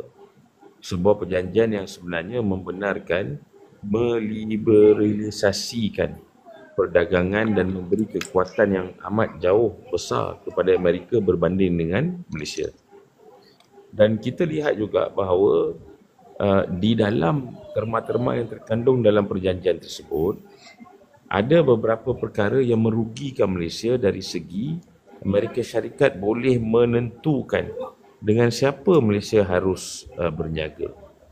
This goes against Malaysia's concept of a free trade nation, di mana kita selama ini bebas untuk berniaga dengan sesiapa saja, bebas untuk berdagang dengan siapa saja, bebas untuk menentukan hala tuju ekonomi kita. Tetapi bila kita lihat kepada perjanjian Trump Anwar 2025 ini, kita lihat dan dapati bahawa Amerika boleh meletakkan syarat-syarat dan restriction kepada cara kita berniaga dalam pelbagai sektor utama, antaranya mineral, antaranya nadi bumi, REE, terkait dengan peralatan elektrik, terkait dengan digital trade, terkait dengan bidang otomotif. Malah syarat-syarat terkait dengan halal pun menjadi isu, kerana walaupun dikatakan JAKIM masih ada sebagai certifier, tetapi produk-produk daripada Amerika yang mempunyai syarat-syarat penlesinan yang berlainan juga kita kena tally kita kena ratifikasi antara kita dan Amerika dengan kita. Tapi yang jauh lebih penting kalau kita lihat kepada reciprocal trade tersebut, seolah-olah macam kita terpaksa mengikut telunjuk Amerika. Sedangkan kita negara yang merdeka, negara yang berdaulat, negara yang boleh buat keputusan sendiri. Dan bila kita terikat sebegitu, maka tidak ada perkataan lain lah. Kecuali kita telah hilang kemerdekaan, kita telah hilang kedaulatan. Selain daripada perjanjian Trump-Anwar 2025 tersebut dari segi reciprocal trade atau perjanjian timbal balik tersebut, ada juga satu lagi penambahan, iaitu Malaysia telah komit untuk spend atau belanja lebih kurang 1 trilion ringgit untuk membeli barangan daripada Amerika, membeli perkhidmatan daripada Amerika. Dan contohnya 30 Boeing campur another possibility of 30 Boeing. Not only buying, tetapi ada juga di mana di situ Malaysia pula yang akan melaburkan 70 bilion US dollar. Kita sebagai sebuah negara yang dari segi atas kertasnya jauh lebih miskin compared to Amerika yang jauh lebih berkuasa, lebih kaya, lebih besar. Perdagangan defisit surplus perdagangannya, kita pula yang nak pergi melabur di Amerika Syarikat. 70 bilion US dollar bukan sikit, besar tu. 70 bilion US dollar kita melabur di Amerika, yang akan dapat efek pelaburan tersebut adalah orang-orang Amerika. Yang akan dapat pekerjaan adalah orang-orang Amerika. Yang akan dapat spillover efek kepada pelaburan tersebut adalah orang-orang Amerika. Kenapa kita perlu melabur di Amerika sedangkan kita boleh saja melabur wang itu di sini? Alasan yang diberikan oleh Menteri MITI, Timbalan MITI dan juga Anwar Ibrahim serta Kabinet Manadi adalah kita terpaksa melakukan perkara ini supaya kita dapat imbal balik tarif Trump yang dikenakan seluruh dunia, yang dikenakan oleh Amerika dan Trump kepada negara-negara lain. Dia kata, tengok negara-negara lain 25%, 50%, kita dapat kurangkan daripada 24 atau 25 kepada 19%. 2-3 hari, minggu lepas sahaja Amerika melalui Trump telah melepaskan lagi, mengurangkan lagi Trump tarif ni atau mengurangkan lagi tarif barrier ni, tax ni kepada item-item yang sebenarnya jadi 0%, dan item-item itu memang ada dalam list Malaysia yang 1,700 tersebut. So kalau kita tidak terlalu tergesa-gesa nak menandatangani agreement tersebut, saya percaya kita akan untung. Tapi kita terlalu tergesa-gesa menandatangani perjanjian tersebut. Kenapakah kita terlalu tergesa-gesa menandatangani perjanjian Trump-Anwar tersebut? Inilah yang menjadi persoalan. Kita juga dapati dalam agreement tersebut, kita punya GLC terpaksa ikut streamline cara Amerika berniaga. Ini dalam agreement. Anwar Ibrahim dan Zafrul menyatakan bahawa kita yang kritik ni, kita kritik secara politik, tak puas hati. Kita kritik membabi buta, kita kritik tanpa membaca penuh. Saya nak tanya Zafrul lah, dia baca agreement mana? Sebab kita pun baca agreement yang sama juga. Dan bukan sahaja kita baca, bukan sahaja komen-komen ini datang, kritikan ini datang daripada kita saja di pembangkang, tapi datang daripada pelbagai agensi berita antarabangsa. Dan diplomat luar negara pun mempersoalkan kewajaran kita menandatangani perjanjian ini sebegitu rupa termanya, seolah-olah menekan. Zafrul sendiri beberapa minggu lepas juga Zafrul menyatakan dalam satu program, dia kata, kita mungkin terpaksa meminda beberapa terma-terma yang tidak memihak pada kita. Persoalannya adalah kenapa tidak pindah terma-terma tersebut sebelum ditandatangani? Kenapa perlu fikirkan perkara ini selepas ditandatangani? Saya nak bagi sedikit background lah tentang perjanjian Trump, tentang Trump tariff ni. Dari segi geopolitik, kita faham Amerika ni satu kuasa dunia. Dari dulu lagi. Dan bila Amerika sebagai kuasa dunia, cara Amerika berinteraksi dengan negara-negara lain dalam dunia ini adalah dengan hegemoni kuasa. Dalam satu hubungan yang dikenali sebagai patron-client relationship. Dia besar, dia berkuasa, dia ada tentera, dia pergi tekan yang lebih rendah, lebih tidak berkuasa. Dia gunakan kekuatan sebegitu. Tapi selepas Trump mengambil alih Washington, hala tuju hubungan geopolitik perdagangan Amerika tidak lagi kepada hegemoni kuasa, rakan-rakan. Dia ubah konsep dia kepada sesuatu yang dikenali sebagai reciprocity.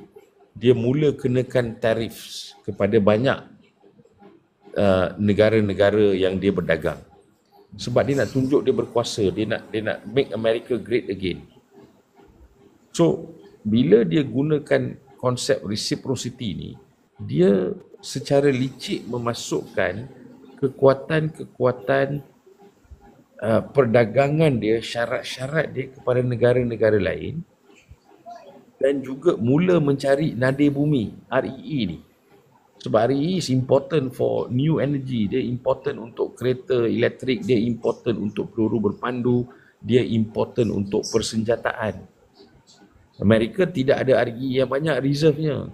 Reserve yang banyak ada di sebelah sini. Di sebelah Asia, di Malaysia, di Thailand, di Kemboja, di Indonesia. Sebab tu dia aim kat sini. Dan kita pun kena sedar ini merupakan pergerakan licik oleh Amerika dan Trump untuk pivot. Pivot tu maksudnya untuk memberikan kelebihan kepada Amerika terhadap perang dingin dia dengan China. Perang ekonomi dia dengan China, perang dia dengan Rusia. So Malaysia dan Southeast Asia ni menjadi satu tempat yang sesuai untuk Trump dan Amerika pusatkan kekuatan mereka. Mereka tidak menjajah dengan senjata atau peperangan. Sekarang ini penjajahan bentuk baru adalah melalui perdagangan. So untuk kita masuk agreement ini adalah satu perkara yang banyak persoalan dia. Sedangkan Razif dan rakan-rakan, isu tentang kritikan tarif Trump ini telah pun berada di Amerika itself. Senat Amerika pun tak puas hati, kata benda ni tak betul. Trump tarif ni. Mahkamah-mahkamah di Amerika pun telah buat keputusan bahawa Trump tarif ni tidak betul, tidak patut dikenakan. Against executive order, against executive power. Of course subject to keputusan Mahkamah Agung lah di Amerika yang masih belum diputuskan tentang isu tersebut. Tapi apa yang saya nak bawa adalah bahawa di Amerika sendiri mereka merasakan perkara ini tidak betul. Tapi kita dengan begitu mudah saja tanda tangan dan menyerahkan segala-galanya. So ini adalah antara isu yang sedang berlangsung bila kita baca perjanjian tersebut. Of course kerajaan ada cara pemikiran lain. Kerajaan kata kita terpaksa tanda tangan, kita kena tanda tangan dan sebagainya. Tapi saya rasa ada kelemahan-kelemahan dalam perjanjian ini. Tapi yang paling menakutkan adalah terma-terma dan syarat-syarat ketat yang dikenakan kepada Amerika yang akhirnya menyebabkan Malaysia berada seolah-olah dalam posisi sebagai satellite state atau negara naungan, wilayah naungan, koloni ataupun vassal state, negara lindungan kepada Amerika Syarikat. Sehingga sampai tahap dalam perjanjian tersebut, kalau sekiranya Amerika meletakkan sebarang sanction, restriction, halangan, syarat-syarat ketat kepada negara lain selain daripada Malaysia, kita kena ikut syarat-syarat tersebut atau kita kena align atau kita kena pindah hubungan kita dari segi perdagangan dengan negara-negara yang Amerika kenakan syarat tersebut. Seolah-olah macam kita ni mengikut rentak tarian dan telunjuk Amerika Syarikat pula. So seolah-olah kita dah tak ada kemerdekaan lah untuk buat keputusan kita sendiri. Sedangkan kita sebuah negara merdeka, negara berdaulat dan kita bebas untuk berniaga dengan sesiapa saja. So ini antara bahaya-bahaya agreement tersebut yang rakyat kena faham. Sekarang memang Rafiq minta seluruh negara memang akan ada laporan-laporan polis yang dilakukan terhadap Anwar Ibrahim dan kabinet kerana menandatangani perjanjian ini yang kita rasa pengkhianatan, treason dan sebagainya. Kita harap pihak polis akan siasat dengan adil lah.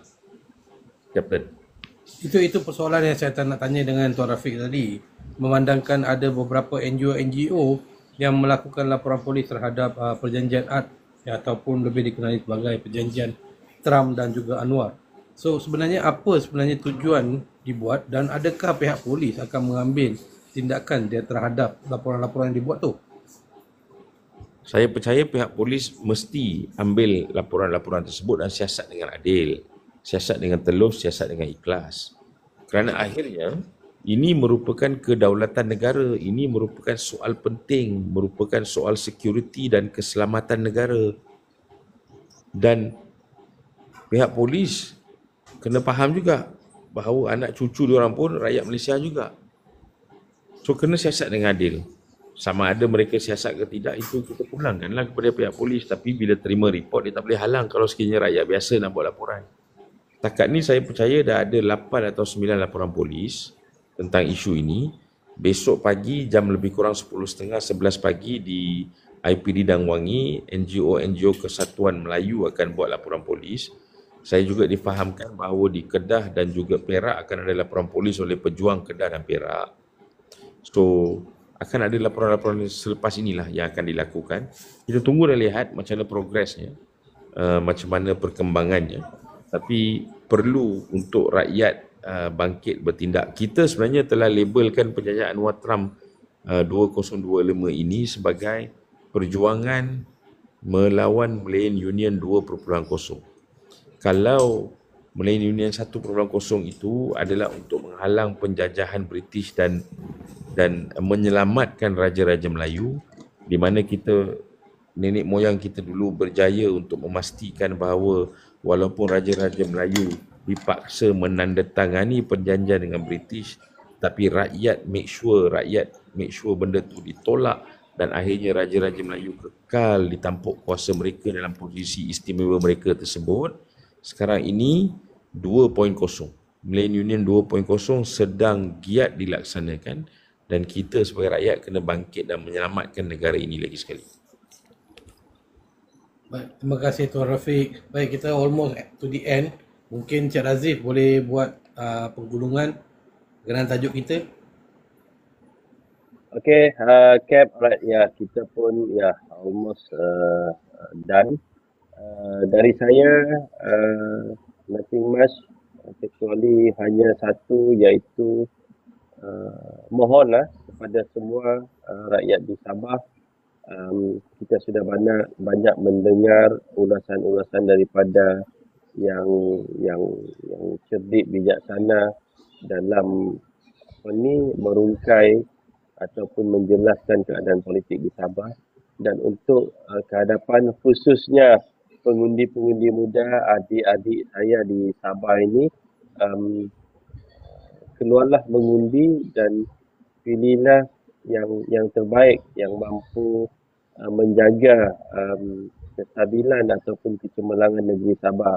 Dan yang pastinya tanpa segan silu, saya menyeru agar undi anda semua tu jangan diberikan kepada Pakatan Harapan dan sekutu-sekutunya. InsyaAllah itu adalah langkah pertama untuk perubahan yang baik bagi negeri Sabah. Dan terima kasih kepada Kapten juga atas jemputan pada malam ini dan juga panel-panel lain lah. Terima kasih atas perkongsian idea, pandangan dan mudah-mudahan mampu memberi idea ataupun pandangan baru kepada rakyat-rakyat Sabah menjelang hari pengundian, insyaAllah. Maknanya dia very short sebenarnya. Ulasan dia very simple, iaitu undi PH dapat BN, dapat DAP, dapat PBS, dapat star, something like that. So better you all ada carikanlah yang lain selain daripada yang tu. Sebab apa? Kita tahu akhirnya apa yang berlaku di Semenanjung itu juga bakal terjadi di Sabah. Baik, Tuan Syekh. Okay, sorry. Mata Syekh. berat. Saya tak buka kamera lah. Okay, terima kasih panel-panel kita, Tuan Razif, Tuan Rafiq, host kita Kapten malam ni dan 400 lebih 500 tadi yang mendengar.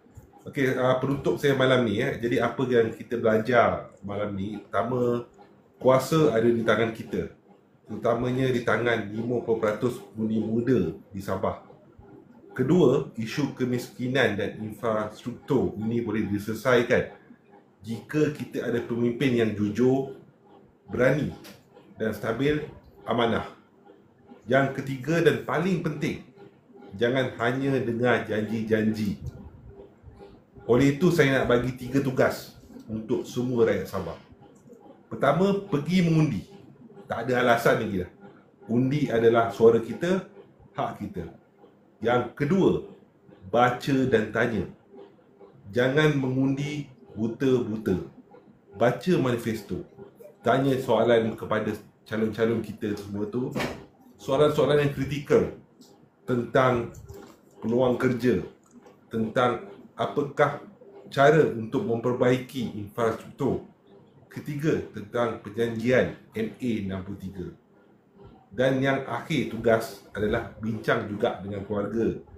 Pastikan suara kita bukannya hanya saja satu, tetapi secara keseluruhan keluarga kita apa yang mereka mahukan. So masa untuk berubah adalah sekarang.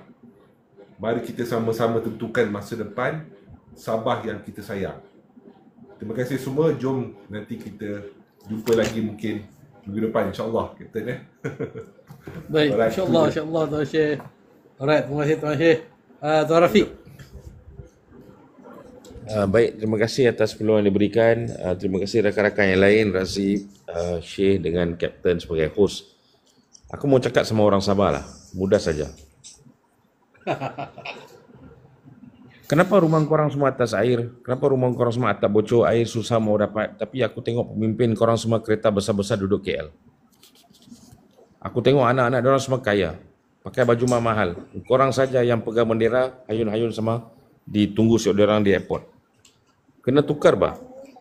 Konsep ni kena tukar. Kenapa orang-orang politik di Sabah ke, di Malaysia kan ni terlalu kaya sangat? Diorang ni kerja apa sebenarnya orang-orang politik ni? Kan? Lepas tu korang macam pengemis, tunggu diorang di airport, tunggu diorang di rumah diorang, beratur sepanjang jalan. Dibagi kau RM50, kau pun angkat tangan sokong. Elektrik pun tak ada di rumah, air pun tak ada di rumah. Kereta diorang semua besar-besar, betul ke Razik? Yep. Bila diorang turun daripada KL, yang sambut diorang tu 10 biji kereta, 20 biji kereta, panjang. Diorang semua dapat kerja, dapat duit dari mana ni? Yep. Masa Heran, untuk berubah adalah sekarang. Masa untuk berubah adalah sekarang. Itu saja. Kasih bagus Sabah, insyaAllah. Baik, terima kasih Tuan Rafiq. So last from me, saya harap rakyat Sabah buka mata. Ketika mereka berkuasa, kita kehilangan Pulau Ambalat tanpa ada apa-apa perbincangan. Ketika mereka berkuasa juga, 70,000 hektar tanah diberikan begitu saja kepada kroni-kroninya. So seberapa banyak lagi yang perlu Sabah korbankan? Apa yang anda dapat? So inilah masanya, peluang anda untuk ubah. Kasih bikin Sabah balik. Okey, kita bagi pada orang yang betul. Tolak geng-geng kleptokrat. Jangan percaya pada janji manis kerana kami di Semenanjung sudah merasa janji manisnya. Pelbagai janji ditaburkan, satu pun tidak ada. So janganlah percaya cakap dia orang ni. So saya harap rakyat Sabah bijak, rakyat Sabah pandai menilai dan pastikan keluar berundi ramai-ramai. Ini satu hari. Game satu hari untuk 5 tahun masa depan anda. So please, besok keluar mengundi pada 29 November nanti. Laksanakan tanggungjawab anda sebagai seorang rakyat Sabah yang setia kepada negara kita. Saya sudahi dengan wabillahi taufik wal hidayah. Assalamualaikum warahmatullahi wabarakatuh dan salam sejahtera. Terima kasih semua. Waalaikumsalam. Terima kasih semua. Terima kasih. Assalamualaikum. Salam.